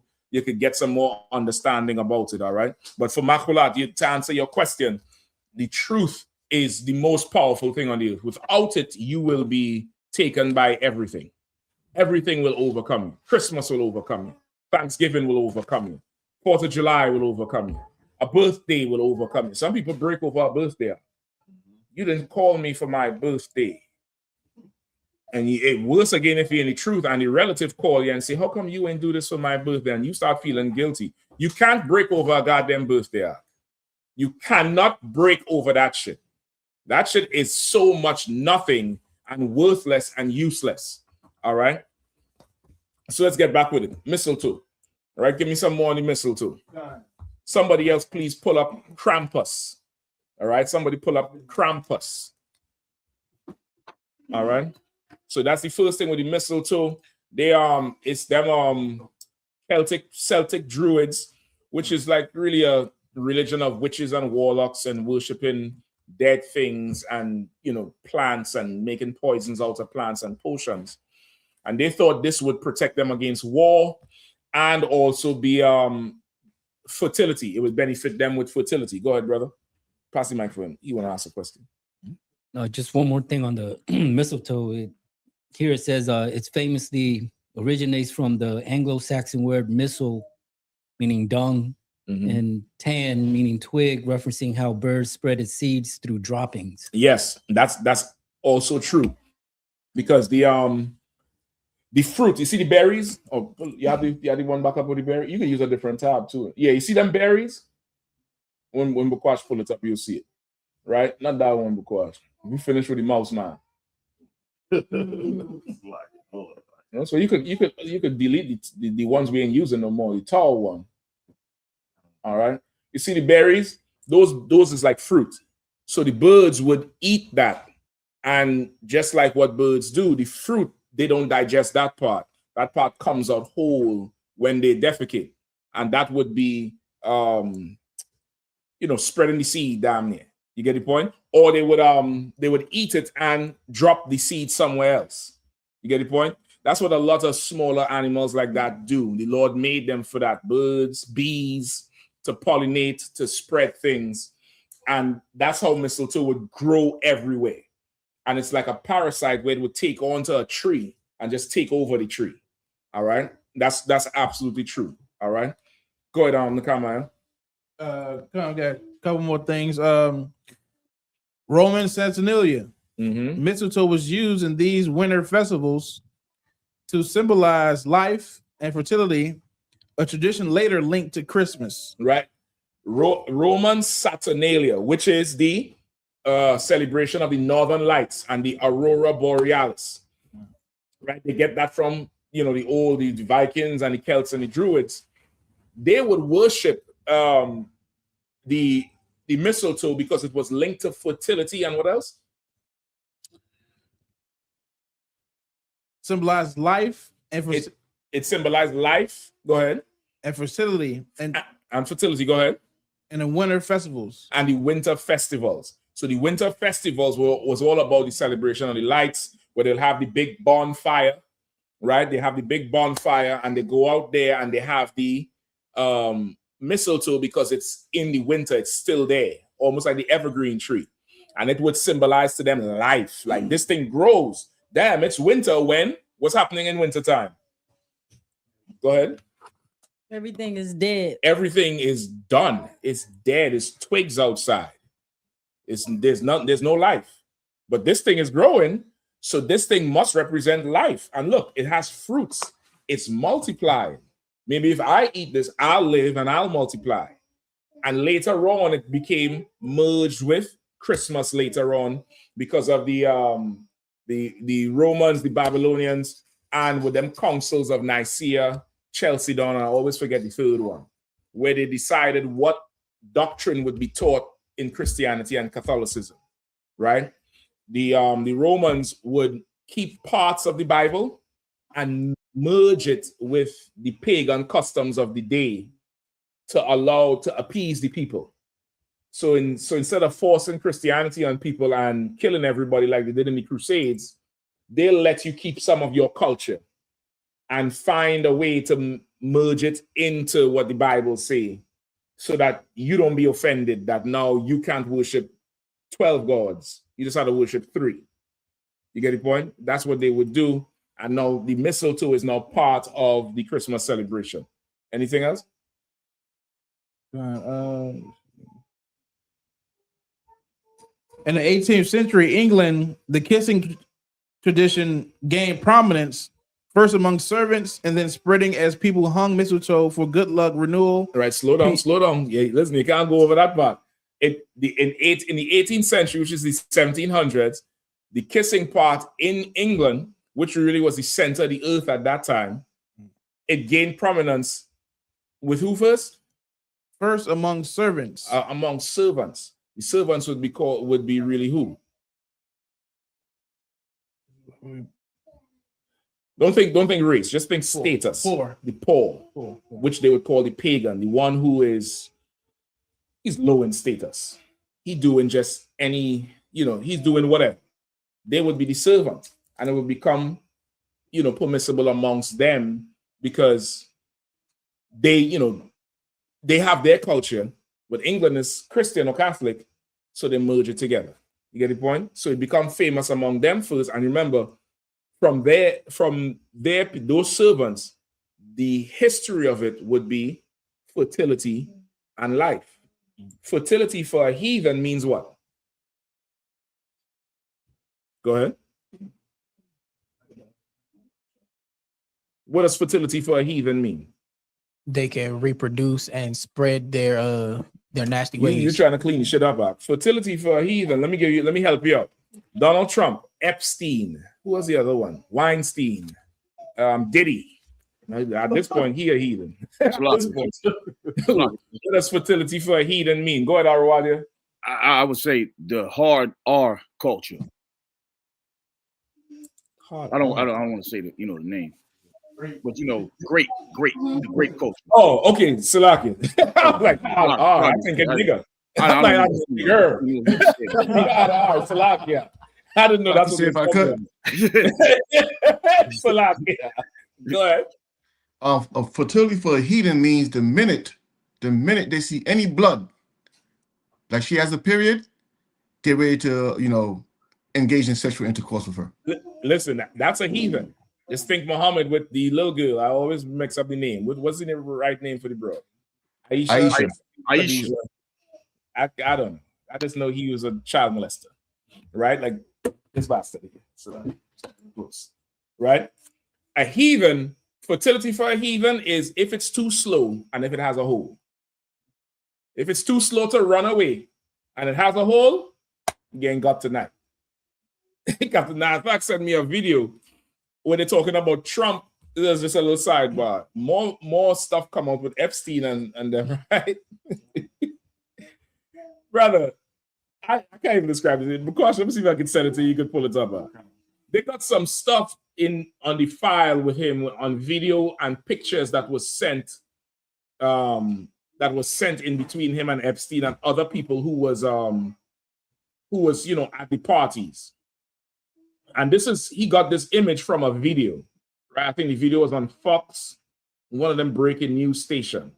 Right? I just sent it to you to your messenger. Is that okay? Constant. Right? Sure. You can pull it up? Okay. I highly doubt this will get us flagged, but if it do, what is it? Like, listen, that's the first thing I thought. I was like, what the hell is this thing? Go ahead, pull it up, man. You was able to? All right, the brother gonna show you something here that's gonna, blow your mind, brother. This is some news channel called Breaking Points. And they say new shocking Epstein images feature celebrities, politicians, and bizarre objects. You want to see a bizarre object, God? It's worse than the mistletoe. Now, that's a glove with rib things like a condom would have the ribs. And I'm like, okay, you got to far exceed the regular threshold of a regular human being to think I need to make a glove for all five. Like, what you doing with the pinky, nigga? Why the pinky need any action? I don't get it. Like, think about why would you need something on your pinky? To do what? But that's the heathen. He can't just be regular. That's fertility to him. That's, what you would think. I'd go meet a broad or meet a brother if you're a sister. He is beyond that. Where's he putting that? And who? And why you need 5? And for the life of me, what the fuck is the pinky doing? You just digging your ass with that shit? That's the heathen. That's them. You understand? Go ahead. From Edward Scissorhand to Daniel Dildo Hand. It's crazy. That ain't Scissorhand. That nigga thumb big as shit. You have thumbs up. You know that you across the room and give you a thumbs up. You in danger. You in absolute danger. Good night. You go ahead. Get that shit off the screen before we get unclean up in here. Galia. I see the thing. I was like, what the fuck is this? You talking about OJ glove? That don't fit. You must have quit her. God damn. That's a heathen. A heathen is that type of thing. So now when you see the mistletoe, give me back the mistletoe. The mistletoe is no different to that thing. It's a bizarre thing. Imagine somebody walk through the door and you open the door. Hey, how you doing? Merry Christmas. And you looking up at something and this person has to kiss you. You don't know where this mouth has been. You don't know this person. It's a bizarre thing, but that's Christmas. That's your work husband. You better go on that slavery and see if they got any of that shit hanging up. You better go see it. Any more on the mistletoe? Or we good on that? The last sentence with England. 18th century England. The kissing tradition gained prominence first among servants, and then spreading. People hung mistletoe for good luck, renewal, and peace during Christmas. Right? For good luck, renewal, and peace during Christmas. Why do they need peace during Christmas? I thought it was the most wonderful time of the year. Why do they need peace? Because it's a bunch of bullshit. It's, it's depression. It's anxiety. It's buying gifts that they're not going to like. It's buying gifts for people you don't like. And you're giving it to them anyway. While we're in England, somebody look up Boxing Day. Look up something called Boxing Day. 2 words. Who have it read quickly, all right?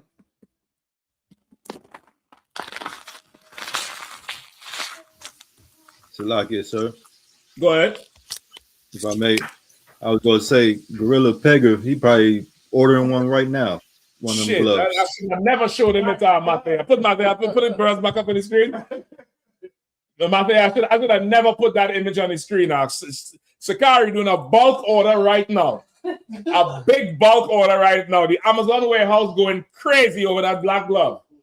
God damn. Very gay. You gotta pay it 5 times, 1 for each finger. Good. Silagi, sir, if I may, I couldn't imagine going on a date with a young lady and she whip out one of them gloves and say, I need this tonight. Listen, I don't know about you, but the Bible say trust in the good stock of your people. I thank the Lord for commanding Yahanna and the I.S.U.P.K, because I'm not going on no date with no broad in the world, no bitch in the world. Listen, I need to sidestep to go into something else too. I'll just call a camp leader and say, brother, there's a fine young tender thing over there. There's a PYT. You're too young for that shit. There's a PYT over there in such and such state. Give me her record. She pays her tithes? Yeah. All right, cool. Check. What will she do? She cook for the school? Yep. Check. What else is going on? Is she crazy? Is she on meds or anything? Nah. All right, check. Come on. Even if she on meds, don't worry. I have something for that too. I'll take that too. Gosh, don't even worry about that shit. I'll fill the prescription just right. And I ain't need no gloves for that shit. I'll fill that prescription all the way up. You get the point? You trust in here, brother. I ain't going on no date with no broad in the world, but I'll ask the quarter the right way. Go ahead, Yahanna. Go ahead. Yeah, so about boxing, it's usually celebrated the day after Christmas. Right? It's usually celebrated the day after Christmas, December 26th. And, right? And this is not an American tradition. It's more Britain and the Caribbean and places like that. Places that's more British colonial rule. Go ahead. Primarily observed in the United Kingdom and Commonwealth nations like Canada, Australia. All which is like British rule. Go ahead. It is a public holiday centered on relaxation, sport, and shopping. Right? It's a public holiday centered on relaxation, sport, and shopping. Bullshit. Right? Salaki. That was added after the sports part. They play game. They have professional games played on the 26th, which is the day right after Christmas. They also have the shopping and the fashion. The women walk around with the hats. Like you ever see the horse racing, the Preakness? How they wear the fancy hats? In Britain and places that's British rule, Boxing Day, the women are known for wearing those hats. They order in the hats. Right? And of course, the hats come in the boxes, but not just the hats.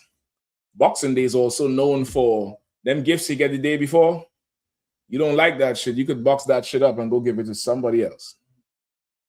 It's called Boxing Day. Oh, it's about he about to be about. I was scared for him in a second. I thought he was, yeah, listen, he wants it. You better pull him back in. You better pull him back. That table is unforgiving. But they take that they take all them gifts they don't want, put it in a box, send it to somebody else. The gift that you went broke trying to buy, the gift that you stood in line 1 a.m. in the morning to get this person, they get it, box it up, give it to somebody else. Why would you even do it to yourself? I have no idea. Let's keep going. What else you have? No, that's it on the Boxing Day, right? So we did the Boxing Day, we did the mistletoe. Was it that it on the mistletoe? We did the mistletoe. What we have next? Krampus. Right, go ahead. You got something? I got Krampus. Come on. Let me get a good picture of Krampus up on that screen. You could kill the mistletoe. We done with that. You could X that up. Just X, yeah, so you don't get confused. Right? You could X the Ratman out too. Right, good. Go ahead. Krampus is a horned, half goat, half demon. Pull everybody up on the screen. Go ahead. Krampus is a horned, half goat, half demon figure from Central European Alpine folklore. Right, Central European Alpine folklore. In other words, the caveman. Right? Alpine is what? The mountains, the Alps. Right? In other words, the caveman is folklore from them. Also, there's a picture of Bukwash with them. You could probably put it up on your phone first. That way, everybody could still see what's going on the screen. Just go back to the screen now, right? There's a picture with Krampus beating some kids, right? You find that, all right? Go ahead. Who serves as the menacing companion to Saint Nicholas. Right. You ever heard about Krampus growing up? You heard about the Grinch, right? And the Grinch was supposedly against Christmas. But according to this, he is this sodomite's companion. Is Claus and Krampus, right? Go ahead. Punishing misbehaving children with birch branches by dragging them to hell. So now he's going to Santa Claus is up here. Give me that one. I'll take that one. Now there's one with him swinging something at them. I definitely saw it. Scroll down. Look at where right there, to the right with the girl in the pink.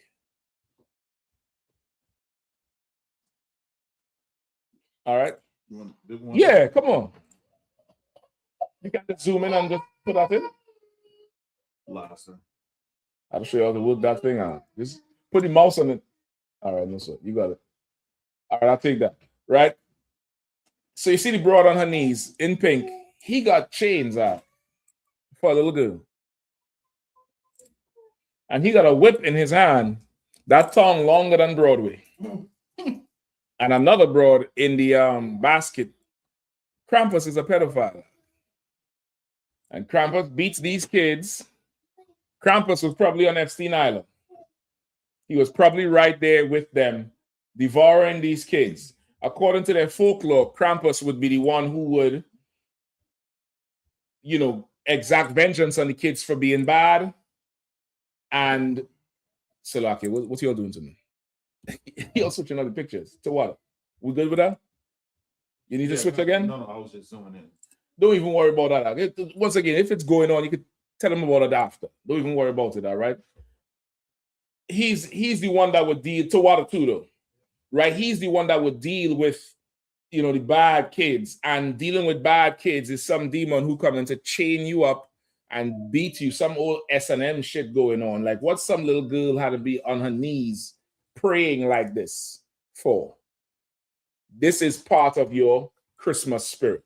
This is part of it, which is why in the spirit, so many children get destroyed through Christmas. So many children develop lust during Christmas time because why? From Thanksgiving, they're showing you all the damn toys, right? Years ago, they would send you, I don't know if they still do it, but you would get a catalog with a ton of new toys, shit you has never seen in your life before. Shit you never seen, figurines and dolls for the girls and cars and all kind of shit. And you putting pressure on these kids. On the kids putting pressure on the parents to buy these gifts. And what happens when the parent can't afford to buy these gifts? Come on. The kids hate the parents. They there's plenty of videos of on social media. Oh, I have a broke parent. My parents poor. I wish I had another family, a new family. Kids are really saying that when their parents can't do afford things for them. It's destroying a child. The child starts hating the parent, developing resentment, developing self-esteem issues because in their mind, their parents is too broke. Or this toy is a bullshit toy because when they go to school in January and the other kids come with the expensive toys, they look at this thing here like it's unworthy, not knowing the parents did extra time for that shit and spend the last on it or went into debt for this shit. I'm gonna tell you something else that happens when they go to school. They steal the other kids' toys. You come to school with that Monday, nigga, you better walk around with that bag on your back until 2:30 or 3 o'clock. Because at 11:30, when you run outside for recess, you're gonna be in there klepto, stealing everything. Go ahead, Bukwash.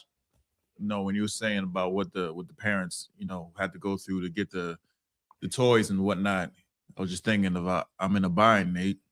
Say again? I'm in a bind, Nate. You in a bind. Good night. Don't be in a bind. Come in the truth and be free. Come in the truth and be free. Like it develops so much unnecessary lust. And a total skewed way of looking at the world. Right? It's not healthy. It's not a healthy thing that we should celebrate or partake in. Not to mention the money you would save if you just withdraw from Christmas. Right. You ain't got to buy no tree because you know that tree ain't making it till next year. It ain't like the old school days where your parents beating you to put that tree up. That tree is going to be on the side of the road January 7th or 8th after the 12th day. It's going to be in the trash somewhere to go buy another one next year.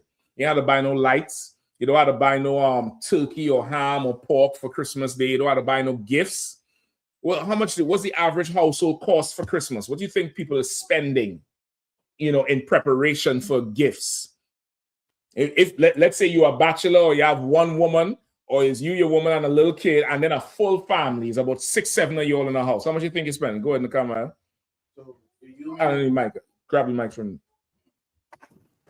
So if it's just you and your woman, I say the minimum is gonna be 2,000-3,000 all the way up to about 7,000, 8,000, 10,000. It's a ridiculous figure they're spending on. Yeah. Because you see anything? Yeah, sir. Is it? Go ahead. Grab the mic.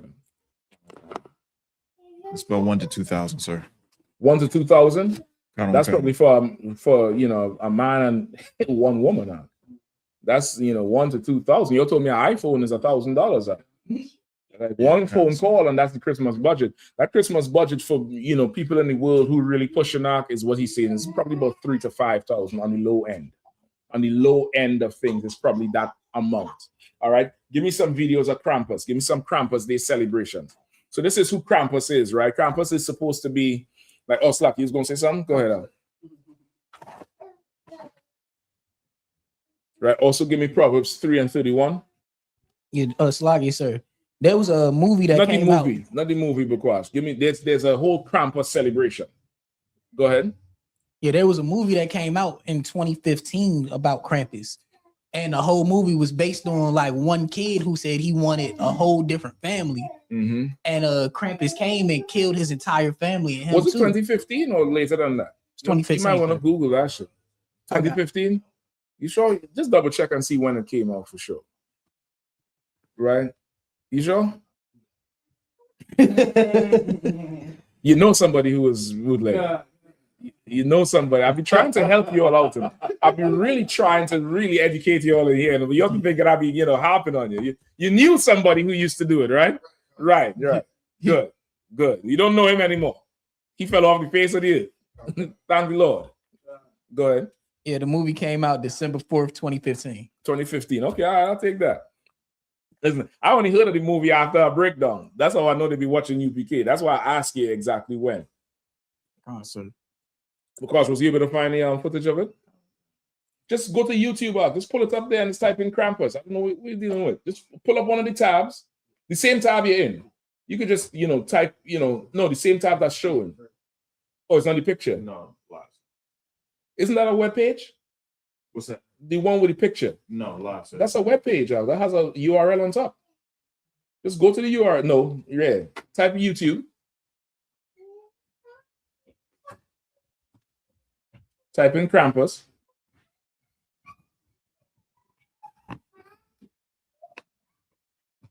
Right. Pick anyone that's not N. I found myself at a time. All right, don't worry. It'll do something.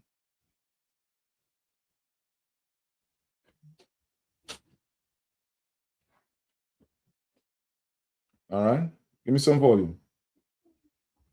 When the Krampuses came out to play, hundreds of people were in Market Square tonight for the Krampusnacht Festival. Happens every December 5th in Europe in celebration of the story of a mythical goat beast known as Krampus. In celebration of the story of a mythical goat beast, the joy of giving, it can also get a little weird, like tonight when the Krampuses came out to play. Hundreds of people were in Market Square tonight for the Krampusnacht Festival. Happens every December 5th in Europe. Celebration. So it happens every December 5th in Europe. That's when they do celebrate it. I guess the tradition is coming to America now because more Europeans are coming to make America great again, right? And they bring in their Krampusnacht or Krampus night, right? And they going through dressed like Krampus December 5th because it's to scare the piss out of everybody and to punish everybody. Because, like the myth says, Krampus would walk around with a birch or a whip or a short whip and will beat you if you was bad every year, right? Go ahead. Of the story of a mythical goat beast known as Krampus. He punishes naughty children who misbehave before the Feast of St. Nicholas. And somehow it's become a tradition. The Feast of St. Nicholas. Notice it didn't say the Feast of Christmas. Why did we call it the Feast of St. Nicholas? Come on. Because that's when St. Nicholas brings the gifts. What celebration else? I'm gonna need St. Nicholas. Give me something on St. Nicholas. Go ahead. St. Nicholas, he used to work. He was with the like the Catholic Church, and he used to give gifts to orphans. He was I believe the record has him as a black priest at the time, or monk in either, is it Smyrna or Phrygia, one of them churches. And he was dealing with all the orphan children, the poor children at the time. And he would just get gifts and give to the kids. And that's really where they get Santa Claus from. That's why they call him Old Saint Nick, because that man was a real person who would give gifts to the kids as orphans because they ain't got no damn parents. And this is around the same time. So it's just balancing off the damn thing, all right? I believe he was black, if I'm not mistaken. I think we have an archaeology image of him too, right? In one of them things, in the back of something. All right, go ahead, play some more. Tradition here in Pittsburgh. You know, it's a way to let Santa Claus stay pure and not be the one punishing the children, and that Krampus is the bad. So instead of Santa Claus punishing the kids, how would Santa Claus punish the kids?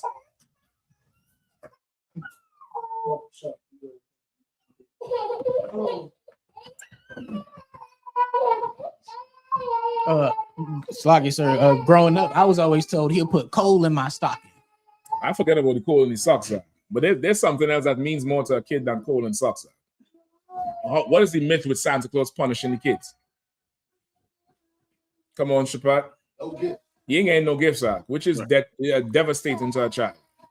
You want to devastate a child? Put a Christmas tree in your house and don't buy a gift for that child. And that child comes down 6 o'clock in the morning, Christmas morning, and goes under the damn tree and don't see nothing for them. Brother, that child is considering suicide. That child is, nobody loves me. F y'all. I want a whole new family. F Christmas. I ain't celebrating this shit again if the child is wise. That pain will turn into, I'm not doing this. So she's saying, instead of just not buying the gift, we'll take away the punishment or the burden of punishment from Santa Claus, and we'll just beat the kids, because that's what Krampus does. You see why I say some old pedophilia, nasty deviant? Like, the child ain't did nothing to you. They ain't break your glass. They ain't steal your money. You said it was bad throughout the year. All right, they ain't get a gift. That's the punishment. But you want to promote the culture of this monster that walks around beating the kids. Go ahead, play some more. Yeah, and Santa gets to always be the good guy, and that's kind of what I like about it. Festivities tonight included a Krampus procession. Santa gets to always be the good guy. She likes the fact that they get to be the bad guy. That's your oppressor. Your oppressor wants to be the villain. The problem is you don't want him to be the villain. You want him to be a friend. You want to be, you want him to be goody two-shoes when the oppressor is the villain in life. Keep going. Any more on it? Give me another Krampus celebration from Europe, because this one is mundane. This one is like a Halloween shit. There's some in Europe, them niggas is Subaru is proud to be the largest automotive. If you're in the way, you getting cracked.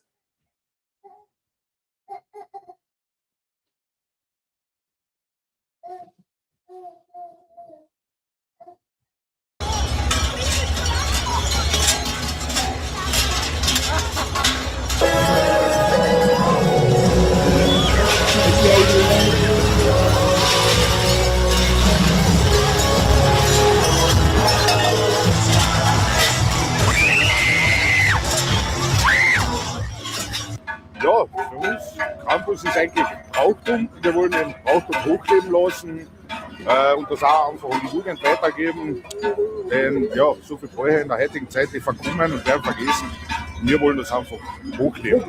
This thing is supposed to just go and violate you. Beat you, grab you, do whatever, swing the whip, pull shit down. And it's gotten commercialized now. That's why it's so safe. They stand there and scream with their phone. There's other footage where they'll hit you.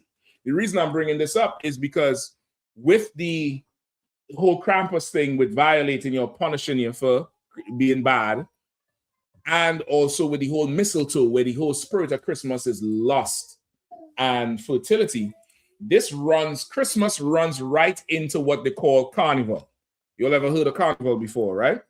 There's places in that celebrate. Oh, you had it. You could have showed us in if you wanted. You pull it up. Okay, this is Saint Nick. This is the original Saint Nick. See, he's black. This is a Russian icon of him. This is who this is supposed to be based off of, right? Because of his tradition of taking care of orphans, and they spin this into some nonsense that really just pushes kids. All right. Where's that? Right. It runs all the way into carnival. And carnival, from what you know, is what? Tremendous lust. Lust of the flesh, a ton of sex. Now, in carnival, I'm familiar with the one in the Caribbean, in Trinidad, which has one of the biggest carnivals in the world. Pull up for me. It's called Jab Jab. Jabjab. Right? Or Trinidad Carnival Jab Jab. All right.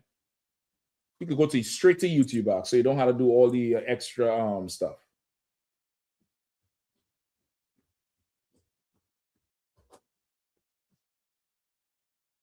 Yep, you could take that one if you want. How long is that? 5 minutes? Make it big. I hope it's not falling off, and I ain't gonna get shot.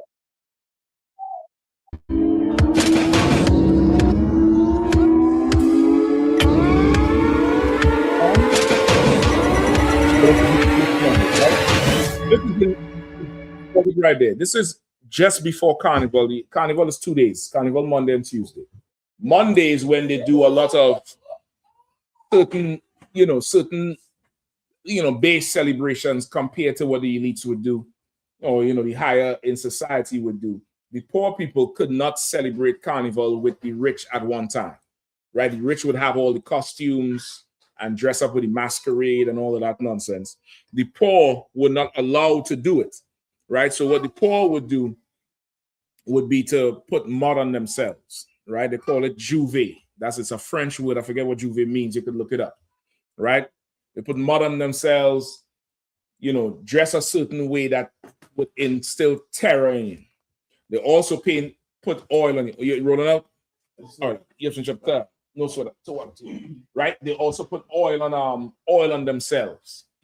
And they'll walk around with gasoline and a flame and blow fire. The whole thing is meant to terrify you. Right? Go ahead. Now I want to skip through. I want to watch the whole fire. In Grenada, Carnival came from guys that with a and then they were right. Oh shit. All right, skip again. For us and stop right there. Go back a little bit. Go back a little bit. As former slaves. Go back some more. To honor. All right. So this is from Grenada, which is another island celebrates Carnival. Where you gonna run it down for you? Jab Jab is a way for us to honor the challenges that our African ancestors went through. Right. As right. When he say African, he's of course not talking about Hamites. He's talking about Benjamites in the Caribbean, because that's what Benjamites in the Caribbean would refer to themselves as. You will also see Cuba. You ever hear them say Afro-Latina? It doesn't mean a Hamite. But just like African American, outside of America, everybody black considers themselves African. The Haitians do the same thing. The whole knowledge of you being an Israelite is just foreign. So when he says African slaves, you're supposed to know he's not talking about Hamites. He's talking about the slaves, which is not actually Africans. Just want to make it clear. Go ahead. Slaves.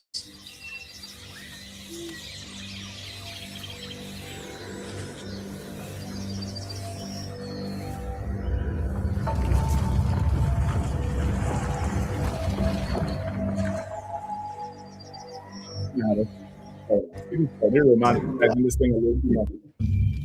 But it's of who we are.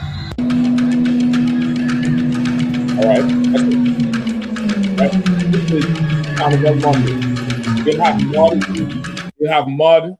No, you go ahead and mud or oil. You have home. It's like campus. You're going to put them in chains and you whip them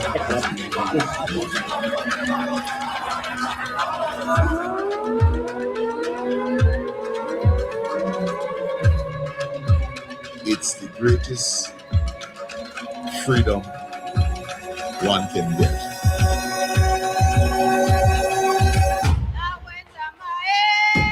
Like he have a piece of fish in his mouth with his blood. Just he bit it. Right? And the pig couldn't speak. And it's really to terrorize everybody. Just like Trumpet. It's the same culture. It's the same thing that was passed in the European. It has nothing to honor the slave or anything, but more so this is all to do when white man had these pretty customs and everything else on things, blowing fire, got octopus in his mouth, all that is to instill terror in you. Jab, there's no man and woman. There isn't boy, girl. There isn't rich, poor. There isn't black, white. Because we all in skimpy old clothes, close enough to naked, in black. Right? So in I probably have to get another video. See another one where it's probably shorter, right? It's scroll down some more. Maybe I might have to give it for time's sake. It's so what happened then there Mike Wah, which is the one with the whip Mike Wah. They still had the horns and the paint and the oil. Is it the jab or is somebody else I'm talking about? Trinidad, you on? Yes, like yes, sir. Yeah, go ahead. The midnight rubber is the one with the whip. The midnight rubber. See if you can pull that up. The midnight rubber, right? So you see, he said with the jab, there's no man or woman, whatever it is. They're just all day in the black. And the whole thing is meant, scroll down now. Don't just take the first one. Just look down a little bit. So like yes, sir. Yeah, go ahead. And it also had the Blue Devil. Something Blue similar. Devil is the one similar to the jab. The Blue Devil has the whip too? Yes, some of them has whip, sir. Right. Type in Blue Devil. Type in Trinidad Carnival Blue Devil. The Midnight Robber is a man you ain't seeing his face, brother, but he crack you with that whip. One time they would actually hit people up. Right? So now this thing is to instill a ton of fear in you. Give me that one there with yeah, that one right at the top. Or any one of those. Yeah, any one of those right there. The Science and Kirk success story. But that whole thing this is Jay. He can fix just about any child. You seeing this thing coming down the street. He had the octopus in his mouth, blood coming out of his mouth, horns. It looking like a man, but it ain't no fucking man. And he blowing fire. You're a child. You don't know the mechanisms or nothing. You seen fire coming out. It's meant to scare the piss out of you. It's meant to scare you. And you see like how Krampus, they would go and pull the thing and grab shit. They'll extort you on the street. They'll just surround you and you have to pay them to leave you alone. You get the point? It's the same culture that come all the way down. This has nothing. This is not our culture. Go ahead and play it. This comes out of Carnival. This is Carnival thing. It comes from that whole campus. I follow from them. Let's see them in action. Go ahead. Go ahead. Drag it a little more. Drag. All right, let me see them. Right? Same thing like how they came down to the campus celebration. It's horrible. You do this comes with the fire. You blow the fire in a second. The good thing here is that it's clean. The one time in the carnival culture, they were terrorized, just like the campus was supposed to terrorize them. Right? And it's that comes, it's not the culture going all the way forward into Carnival and Valentine's Day. All right, it's meant to sterilize, but it comes from the same thing. All right, I'm gonna be back. All right, anymore? Or are we good to go? Right, we good to go there? You could just skip forward and see if there's anything else more. I think that's just about it with them. They're just acting crazy and just doing it. But it's the same spirit of it. It's the same spirit of it. The midnight robber had the whip. Some of these blue devils, they used to have a whip and they're cracking it, and you'll get hit with it sometimes. Or they'll crack it right by you, or they'll surround you, and they will tax you. They're trying to tax you now to get the money, similar to the whole Krampus thing with just terrorizing you because you was quote unquote bad. It all really is the same European culture. You could just drop it for now, all right? So all this is part of your actual Christmas that you don't see because this part is not marketable to America. America takes what they think they could sell and they sell you Santa Claus. They sell you the Christmas tree. I remember the time when it went from Christmas to Xmas. You remember that? And it's just Xmas now where they say they had to take the Christ out of Christmas because Christ is not marketable. It wasn't that Christ wasn't marketable. The UPK was teaching that Christ had nothing to do with Christmas and Christ was born in Passover. And just like everything we influence, they had to, pivot on it. So there's like, all right, well, listen, before everybody gets sour on Christ, we're going to just have to just do the Xmas thing. And, people who's not religious or don't want to feel like they're offending Christ, they could still celebrate Xmas. It has nothing to do with Christ and the Bible. They just continue doing whatever it is. It's an absolutely satanic holiday. It's a satanic time, ton of depression, divorce rates. January is divorce month right after Christmas, 7 days after Christmas. All the house fires, the murders, the theft. Don't forget the drunken revelry. And as Arawadia brought out, the all the child molestation and sexual, assaults that happen because everybody is in a euphoric state because of all the drinking and the nice times, and they're thinking it's, they're going to go overboard with every damn thing. Christmas is just something you should never, ever do. And if you're here in this class tonight, you should make no plans to do this next week. You should end it tonight. You should decide, I ain't doing it no more. I ain't following it through no more. Go ahead. So like yourself, I may. I'll come and take because I go ahead, Shapat. Slack, I made sure you were saying that with the the molestation and all that, because I was listening to General Muhammad and he brought up a valid point. He's like, you want to see Christmas and usual Christmas, just look how everybody taking that walk to go get high, sitting in the car getting high. You got to take that walk on Christmas Day. On Christmas Day, listen, everybody taking that walk with Uncle such and such and the nephew fired up. You know what I mean? Yeah, it's rough, brother. It's rough the things we have to stomach because of these holidays that nobody will ever fix. You know what I mean? Go ahead, because Come on, what you're saying is so true, sir. To the point of how you said America only takes the parts that's marketable for them to make money. Mm-hmm. Like, okay, they don't play it anymore, but at one point when Christmas was in its full marketing swing, Coca-Cola paid some devil to do an ad with a white polar bear. Like anybody that's old enough remembers the ad. Yeah. It was a Coca-Cola did an ad with a white polar bear. And they said that commercial back in the 40s is what helped bring the full commercialization of Christmas. A damn soda ad, advertisement for a soda. Yeah. Somehow brought the commercialization into full swing for Christmas. Like it has nothing to do with anything with what's what I'm trying to say. The religion of it. The religious aspect. Right. They just took all the pieces that, like you said, that would be appealing to make money. And like that polar bear commercial was the most iconic thing because that was the first time where they seen what we call the modern Santa Claus today. Before that, white people were still celebrating these old European gods. And it wasn't commercialized. It was like a small thing. But the Coca-Cola commercials what brought it to what we know modern day American Christmas, all the imagery and everything. And I think from that commercial is where Coca-Cola became like the flagship drink. Yes. During Christmas. You remember the Coca-Cola at one time, that's how they got people to buy so much Coke for Christmas time. Like that's damn near what everybody would just get. And it's from that polar bear marketing thing. Like this whole thing is just about money and money. Go ahead, Shapad. I mean, I remember hearing that Coca-Cola used to actually have Coke in it. Yep. I'm wondering, is that before or after the time, you know, that they had to make such a marketing scheme? Was that after they took the Coke out or something? I don't know the full timeline, but I know at one time it definitely had, you know, the Coke in it. They stopped it. And then I don't know how they marketed it after. It could be that it dropped and the polar bear thing helped them back out. I think it could be that that's how it went. My memory is vague on it. But I still think it has fucking Coke in it. The way people be drinking that shit. I mean, people be literally addicted to Coke and Pepsi. I don't know what the hell it is. All right.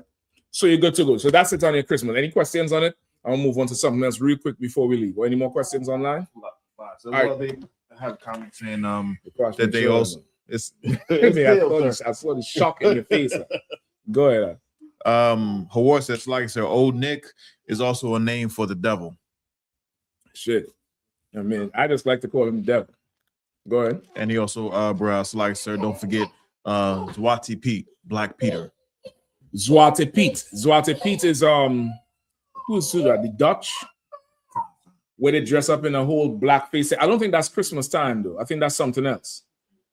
You could just Google it before. Look up Zwarte Pete, or one of the brothers online could look it up. I just see if that's Christmas related. I think that's something else. Zwarte Pete. Zwarte is Dutch for black, just like it comes from that Nordic language, like German. Swartz is black. That's Zwarte or Swarthy. Swarthy is also Old English for black when they describe King James family. When he comes from the Black Douglases or the Stuart family, the Stuart comes from Swarthy. They were servants to the king or something like that. I forget the history, but that word is black, where they would dress up in blackface all over Netherlands. But I don't think that has nothing to do with Christmas, though. So if I may, sir, go ahead. It says Zwarte Piet is also known in English by the translated name Black Pete. Is a companion of Saint Nicholas in the Dutch. It says traditionally, Zwarte Piet serves as an assistant to the saint and distributes sweets and gifts to well-behaved children. Right, but he ain't an assistant like the elf. He's an assistant like a slave. If you could find a picture of it, you'll see it. The Zwarte Piet is like a trained slave to their version of the damn Santa Claus. Zwarte Piet with a Z. I'm not supposed to watch. Listen, man, shit. I'm trying to get into Netherlands. I'm learning Dutch and that Duolingo. Don't what I say? Jesus Christ is Swate something, whatever. Yeah, I ain't too good on it just yet, but I'm trying to get up in there. You could just look for the image of it. So like you, sir. Swate man. I think that's what it says. Swate man. Right? That's Black Pete. And Black Pete is supposed to be less than average height, just like a ghoul or a minion that run around and give the candy, but on the beck and call of the white man. Go ahead. Salakia, sir. Even like an Oompa Loompa. I mean, I don't know. I just know it's a derogatory thing, right? And they call him Black Pete. And it's a standard custom. You see how he's not as tall as the Saint Nick in that picture. Is that big enough? You can just double tap the thing in them. Well, there, that's too obvious. Right? You see how he's not as tall as the Saint Nick picture. Well, he's not as small as the kids. And it looked like a little black boy that just walks around and gives the candy. He's like a slave to the Santa Claus over there. You understand? That's the whole Zwarte Piet. All right, if I may, sir, and it's some more history on it right here. It says how there's an image. It says that and where it go? That these helpers would listen, just like Zwarte Piet, at the chimneys of the homes they visited to tell Odin about the good and bad behavior of mortals. And in this picture, it's like a short black man talking to a white man. I can't get it on my camera. Yeah, I think your green screen time and it's out. Just send it to Okay, I can see there a little bit. You can send it to Bakwash. You can pull it up. All right. Just before time runs out, all right, I want to just go into something real quick. Watch, you have a time on this. Don't let me take more than 8 minutes here. Y'all is not dragging me to 10. Y'all ain't doing that shit at all. I'll abandon ship. I'll take him out. Take him outside and stomp on him, and that's what I need to do. I need to go outside and stomp on this nigga on the street and terrify people. This is 911. There's a big black man beating Santa Claus. Right? Go ahead, Take your time, Cap. Let him use you. No. I got other shit to do. Bakwash, give me the that picture I sent you. All right. Now, also part of the holidays, right? Before you even pull it up, don't pull it up yet. Also, part of the satanic part of the holiday is letting a certain spirit get into you. And this is the spirit of division. That's what holidays always do. Holidays always bring division. Because this is somebody you don't like, somebody you never had you had an issue with, and you're gonna get together for the Christmas dinner or the Thanksgiving dinner, and somebody gonna have one too much drinks and bring up, remember that time when so and so and so, or they're gonna call you some name that they used to call you when you was 5. Snotty boo boo, yeah, that's snotty boo boo over there. Remember snotty boo boo, and they're drinking too much, or whatever it is. It brings a certain amount of division because as Black people and the Latino people, we are so dysfunctional. We can't get together and just have a normal time and enjoy each other and appreciate each other. We show love by fighting.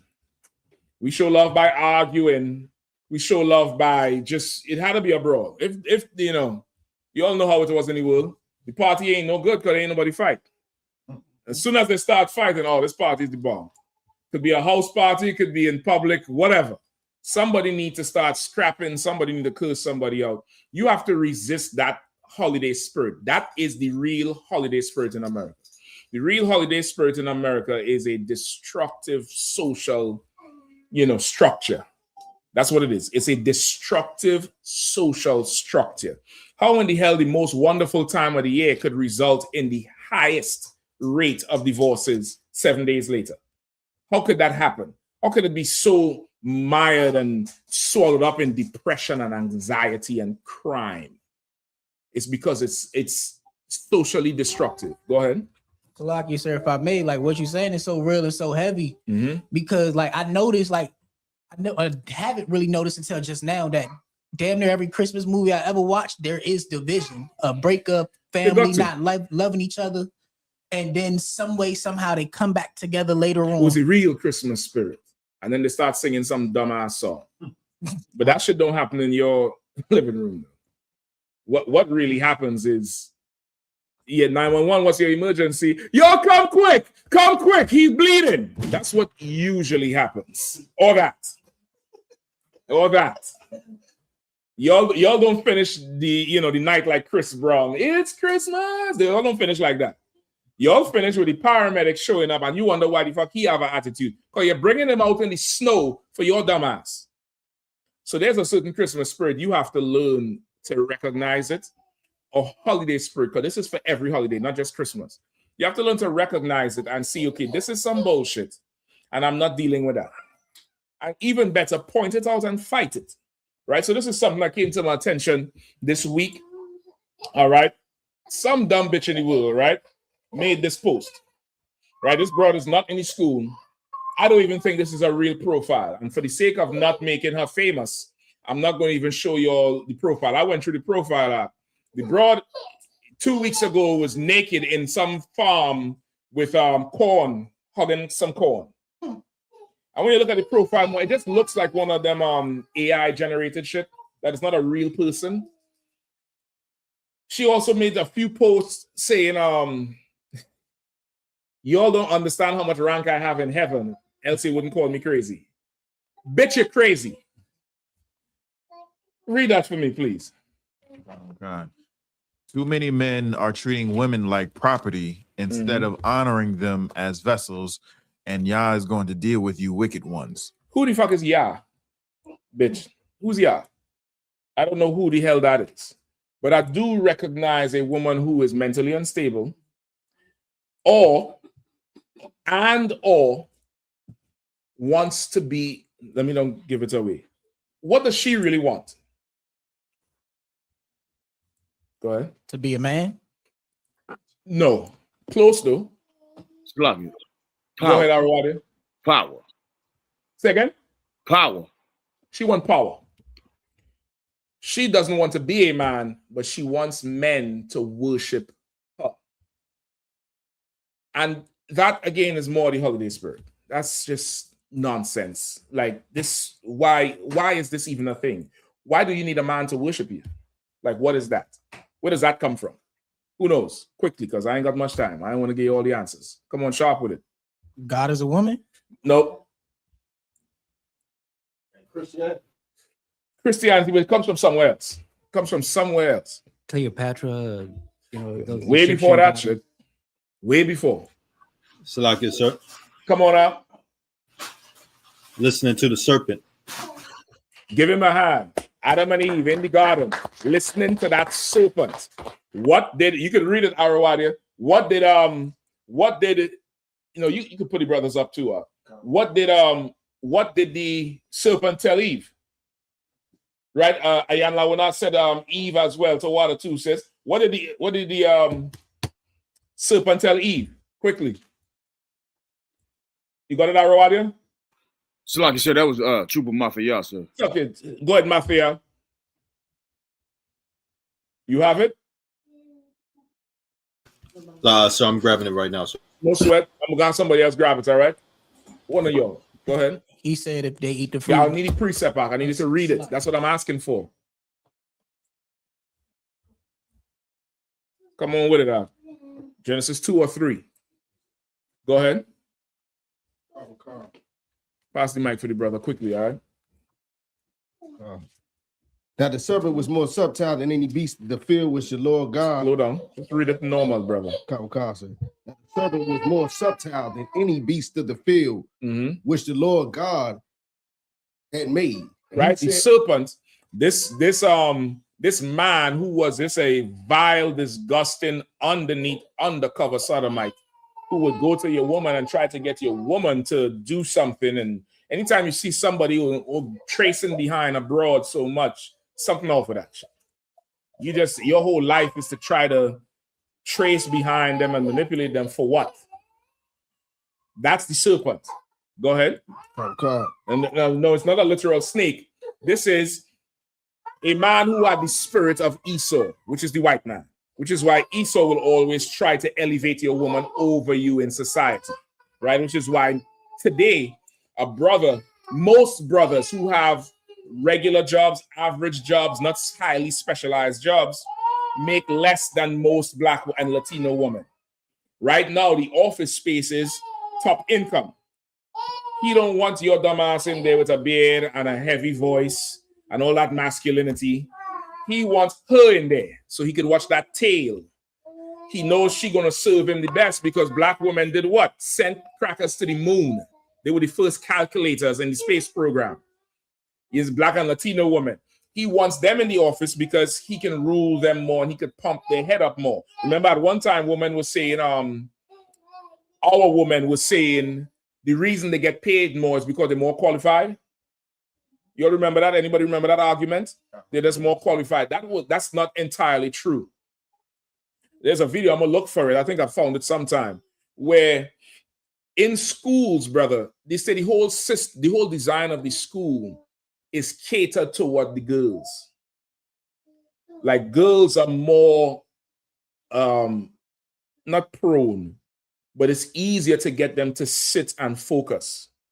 They say the boys need to be more active. And over time, they start saying these kids have what? ADHD, hyperness. And they started the whole thing. And that was the beginning of the males getting shepherded off into a different lane. And all the way, that's all the way up. You understand what I'm saying? Not to mention everything that comes at young men in society. Now you have a whole generation of underqualified men and qualified women. Go ahead. It's like that was 8 minutes, sir. God damn, that was 8 minutes. Give me 3 more. Salam. Right? Anyway, Salaki. Of course, you're a bastard. Right? Anyway, so this is Eve in the garden. Eve is being yes. Any more? Did you read the part? Go ahead, please read on. Come, sir. And he said unto the woman, Yea, hath God said, ye shall not eat of every tree of the garden. And the woman said unto the servant, We may not eat of the fruit of the trees of the garden, but of the fruit of the tree which was in the midst of the garden. Slaki, we may eat of the fruit of the trees of the garden, but of the fruit of the tree which is in the midst of the garden, God hath said, Ye shall not eat of it, neither shall ye touch it. So that's what she telling the servant. She telling the servant what the Lord said. Give me what the servant told her. Serpent told her. Come on. And the serpent said unto the woman, Ye shall not surely die. He lied to her. He said, if you eat of this, you're not going to die, sis. What you talking about? You ever heard anybody dying from fruit? And you know what the dumb broad said? You know what? That's right. Ain't nobody died from no fruit. Go ahead. And of course, this is not literal fruit, all right? I'm just saying how easy it is women get seduced. Seduced by the promise of power. Not actual power, but somebody promises you, if you do this, you're going to get that. Go ahead. For God doth know that in the day ye eat thereof, then your eyes shall be opened, and ye shall be as gods, knowing good and evil. Eve heard that shit and said, bro, if I partake of this, my eyes is going, I'm going to be enlightened. And I'm going to be like God. Roll the dice. That's this bullshit act. That shit has to go out of the earth. But for sure, shit cannot ever come up in here. You understand? That can never come in here. If you catch yourself, this is how you should filter yourself on the internet. Is this person in the truth or not? You see somebody who's not in the truth saying something that you know is against what we teach. You should never, ever co-sign that shit. You should never like it. Don't share it. If you're going to share it, say this is some foul shit. Go attack the bitch in the damn comments if you want to do that shit. But this is so foul right here because she just wants to be in charge. You know what happens when a woman is in charge, brother? 2 million black men in jail. And this is, I'm not attacking sisters. We love our sisters in here because they understand one thing. What do sisters understand in here? That's in that thing. That's in that post. There's something that the woman in here fully understand. Come on, sis. I was hoping. I didn't want to call you out, but I was hoping you'd volunteer. Give her a hand to volunteer. Help me out here, sis. Help me. Help me, please. We are a man's property. Say again? We are a man's property. Say it one more time. We are our man's property. Give her a hand. Women are property, niggas and niggerettes. Women are property. You should want to belong to somebody. You should want to. Have you ever seen a property that doesn't have any owner? Have you ever seen one? How does it look? Like shit. Like a total, I mean, you walk past an abandoned lot. The grass taller than you. The house falling apart. There's rats in there. There's Krampus up in there. Hell, you're going to hear some man walking around up in there because there's no owner for the property. But when there's a property that somebody owns, how does that look? Huh? Extravagant, sir. Say again, huh? Extravagant. Say it one more time, everybody. Extravagant. Extravagant. Extravagant. It looks extravagant. This dumb bitch don't want to be extravagant. She want to be a piece of trash lot at the side of the road. What else happens with a property nobody owns? Let me see where you're going. Come on. I hope you're answering it right, you know. I ain't got much time. Come on. They start to break down. I already said that. Come on. What else happens to property? Come on, young man, Luis.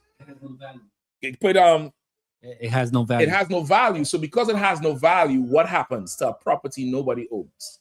Decays. I already said that. There's something else. There's something. He looked at me like, well, what else? There is something else. Come on, sis. Nobody wants it. If nobody wants it, what does that mean? I'm trying to walk you straight to it. Come on, Shafat. If nobody wants it, it's for the streets. Everybody can have it.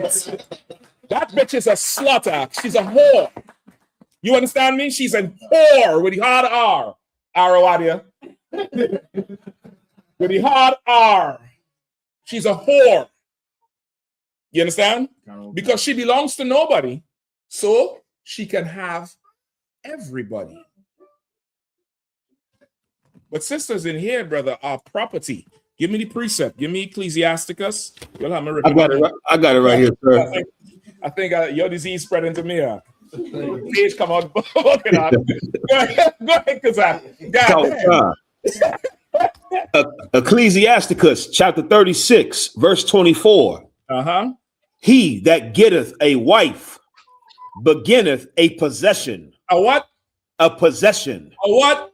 A possession. A possession. You belong to that man. That's yours. I possess you. Now, even beyond, in fact, Slack, keep reading, Kazak. Kawakan, a help like unto himself. A help like unto himself. Like, imagine how you would help your own self. Like, what things you would do to help yourself. Give me some examples. What would you do to help yourself? Go ahead. Read. Okay. Give me a better way. What would you do to help yourself? You would discipline yourself, right? You would take care of what you eat. You take care of your health, right? You would obey God, right? If you wanted to help yourself, you would do what God says. Well, that woman is a help like you. She's supposed to take care of her health, obey God, do everything you would do to help yourself. She's a help like unto you. And because she's a help like unto you, what can you do now? You can have some rest. Because she's a help to you. Not some bitch going on talking about, go and deal with all you wicked ones. Notice she said wicked ones with an S. You know who deals in ones? Scrippers with a K. She said wicked ones because she's been with many. He's not on there complaining about one husband. Like, she didn't say, my husband treats me like property instead of honoring me like a vessel. She said too many men are treating women like property instead of honoring them as vessels. Yah is going to deal with you wicked ones. Unless she has some, with consensus, some survey she conducted with, 1,000 like Family Feud. And survey says, 1,000 women says, this is what it is. She's a whore. She's a whore and she chose badly. And now because she chose badly, all men is evil and too many men treat women like property. First off, bitch, you are property, right? And Lord help you.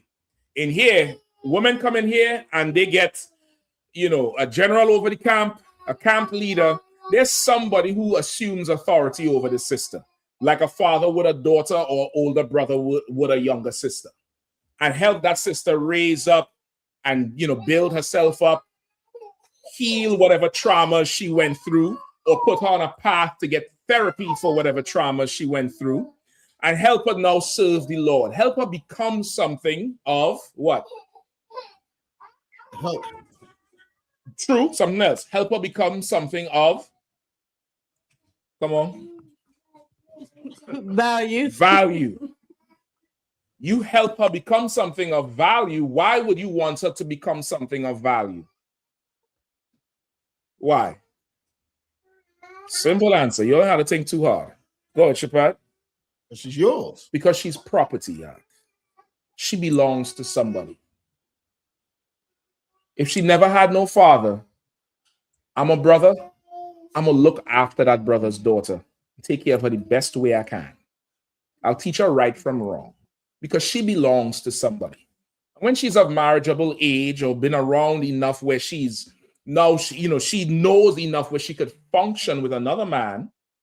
Now, there's a deed that gets transferred to him.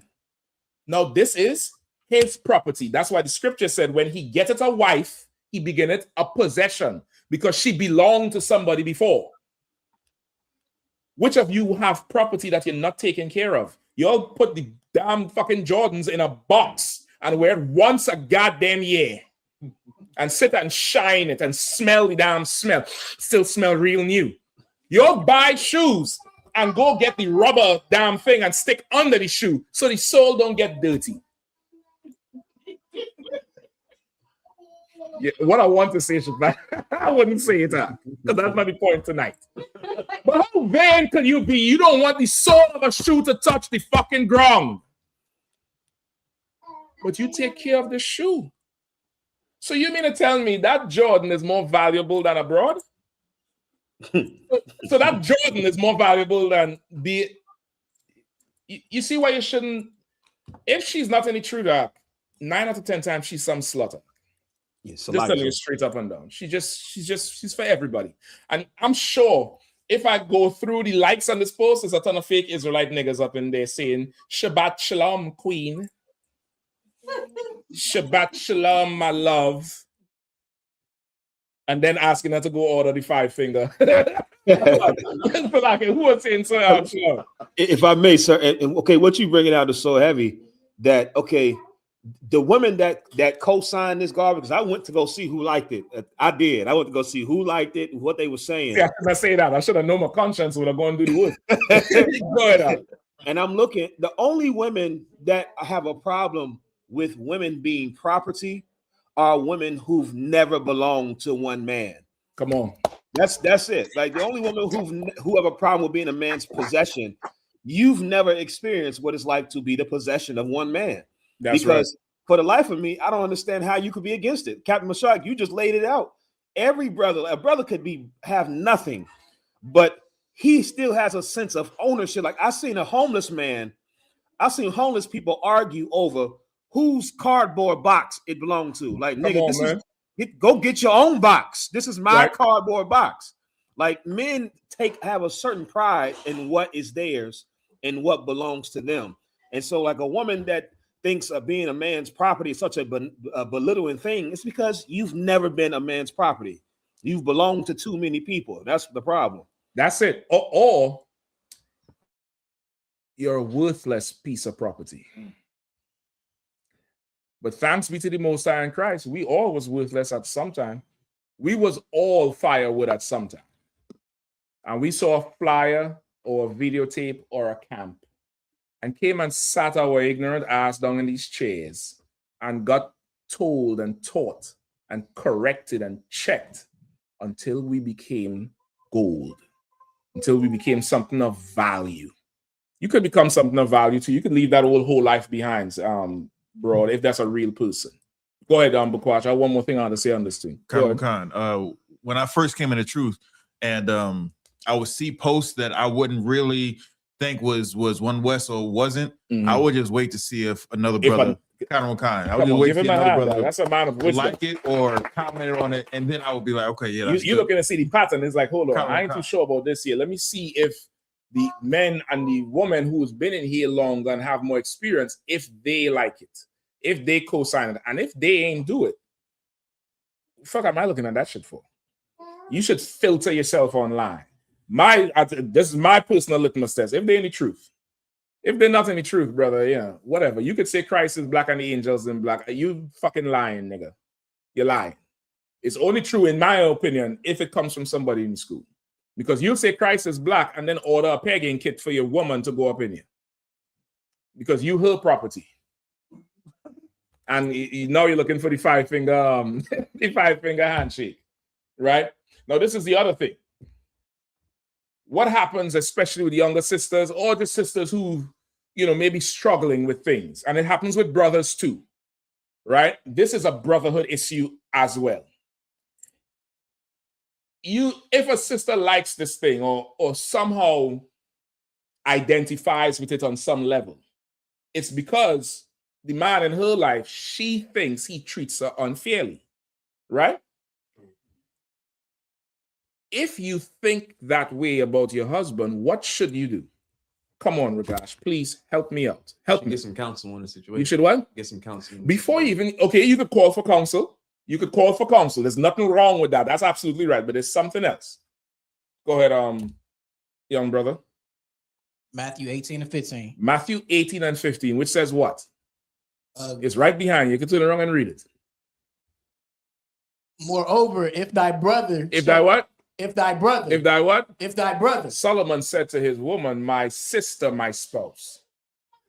Your husband is your brother too. He's your brother. That's how we talk. That wife, she's your sister as well. You get the point? Not like the heathens, but meaning this is somebody close to me and from my family. Go ahead. Moreover, if thy brother shall trespass against thee, go and tell him his fault between thee and him alone. If he shall hear thee, thou hast gained thy brother. If your husband offends you in some way, form, you might be angry that he offended you by something he did, or usually something he did not do. Yeah, I mean, he forgets some shit. I don't know. Something he said or something he did not say. It might anger you. Don't go stop. You could go get a bucket and scream in the bucket to get the anger out of you. Scream all the curse words out in the bucket if you want to. But get the anger out of you for a second. And what you need to do is go to him in the most feminine way and explain to your brother that you are offended by something he said or didn't say, or something he did or did not do, and explain to him you don't like it. But you're not about to condemn many men on the internet because you just want to be fucking worshipped. She said, honoring them as vessels. The Bible says you are the weaker vessel. So the Bible says. Anybody knows what that means? Let me ask the sisters in the class. Sis, if I could ask you, I don't want to put you on the spot. It's not a trick question. I just really want to hear from the sisters, because they're going to say we hate women and there's only men in there and there's sisters up in here. You're just ain't seeing them on camera. You know why? Because they're valuable property. You don't show everything. Why does the Bible say women are the weaker vessel? What do you think? If you don't know, it's fine. Go ahead, take a shot. Sometimes because they don't speak up for themselves. Say again? Sometimes because they don't speak up for themselves. Well, brothers sometimes don't speak up for themselves either. But the Bible says our women are the weaker vessel. It did not say, what did it not say? Let's start with that. What did the precept not say? Who knows? Come on. The woman is a weak vessel. It did not say she is weak. That's what people miss. That's what this bitch missed. Yeah. It did not say she is weak. It says she's the weaker vessel. Because it's comparing her to a man. In comparison to a man, she is the weaker of the two vessels. What does that mean? Go ahead, sis. She's easily persuaded. That's one way you could say it. This one, brothers is easily persuaded too. She still has strength, but she just doesn't have as much strength as the man. And that's what you want. She is a vessel. Like a vessel is like a cup. Between these two vessels, which is the weaker vessel? The glass vessel, sir. Why you say that? It's fragile. This pretty thick mug, you know. You know what I mean? I'll go ahead, sis. Let me hear you. You drop it, it's gonna break. It's gonna break. All right. Anybody else? I was gonna say the same thing, but like you drop that one, like it may take a while for that one to break, but that one is gonna dent a little bit, but it's still gonna be usable. Okay. Come on, Shapak. I know Shapak gonna come. He gonna take me all the way home with this one here. I would say because it's more transparent. Okay. Salaki, if I may, sir. Come on, Kazak, please help me out here. Kawaka, the vessel that holds less is the weaker vessel? Thank you. Now, it was a bit of a trick question because, you know, it's two separate, two different materials and shit like that. But this vessel can't hold as much as this one. And what do you want a vessel to do? Hold as much as it Hold can. shit. You want it to hold things. This is a stronger vessel. This is a weaker vessel. Also, too, if you in a bar fight, what do you want? This one or this one? Yeah, this one ain't gonna break. It's gonna last longer. Nigga, hand me this shit. If it breaks, somebody against that. It's a weaker vessel. It can't do as much. It can do, but it can't do as much. It has a breaking point. And the Bible says, honor her as the weaker vessel, meaning you can't put too much on her. You got to take some of her burden, just like she takes your burden. She comes and does things for you that you at one time were helping yourself. Now she's a help unto you. Now you have somebody who has your interest in mind, your desire. She understands your vision and she's doing stuff that you would spend time doing. She would handle that so you could go do other shit.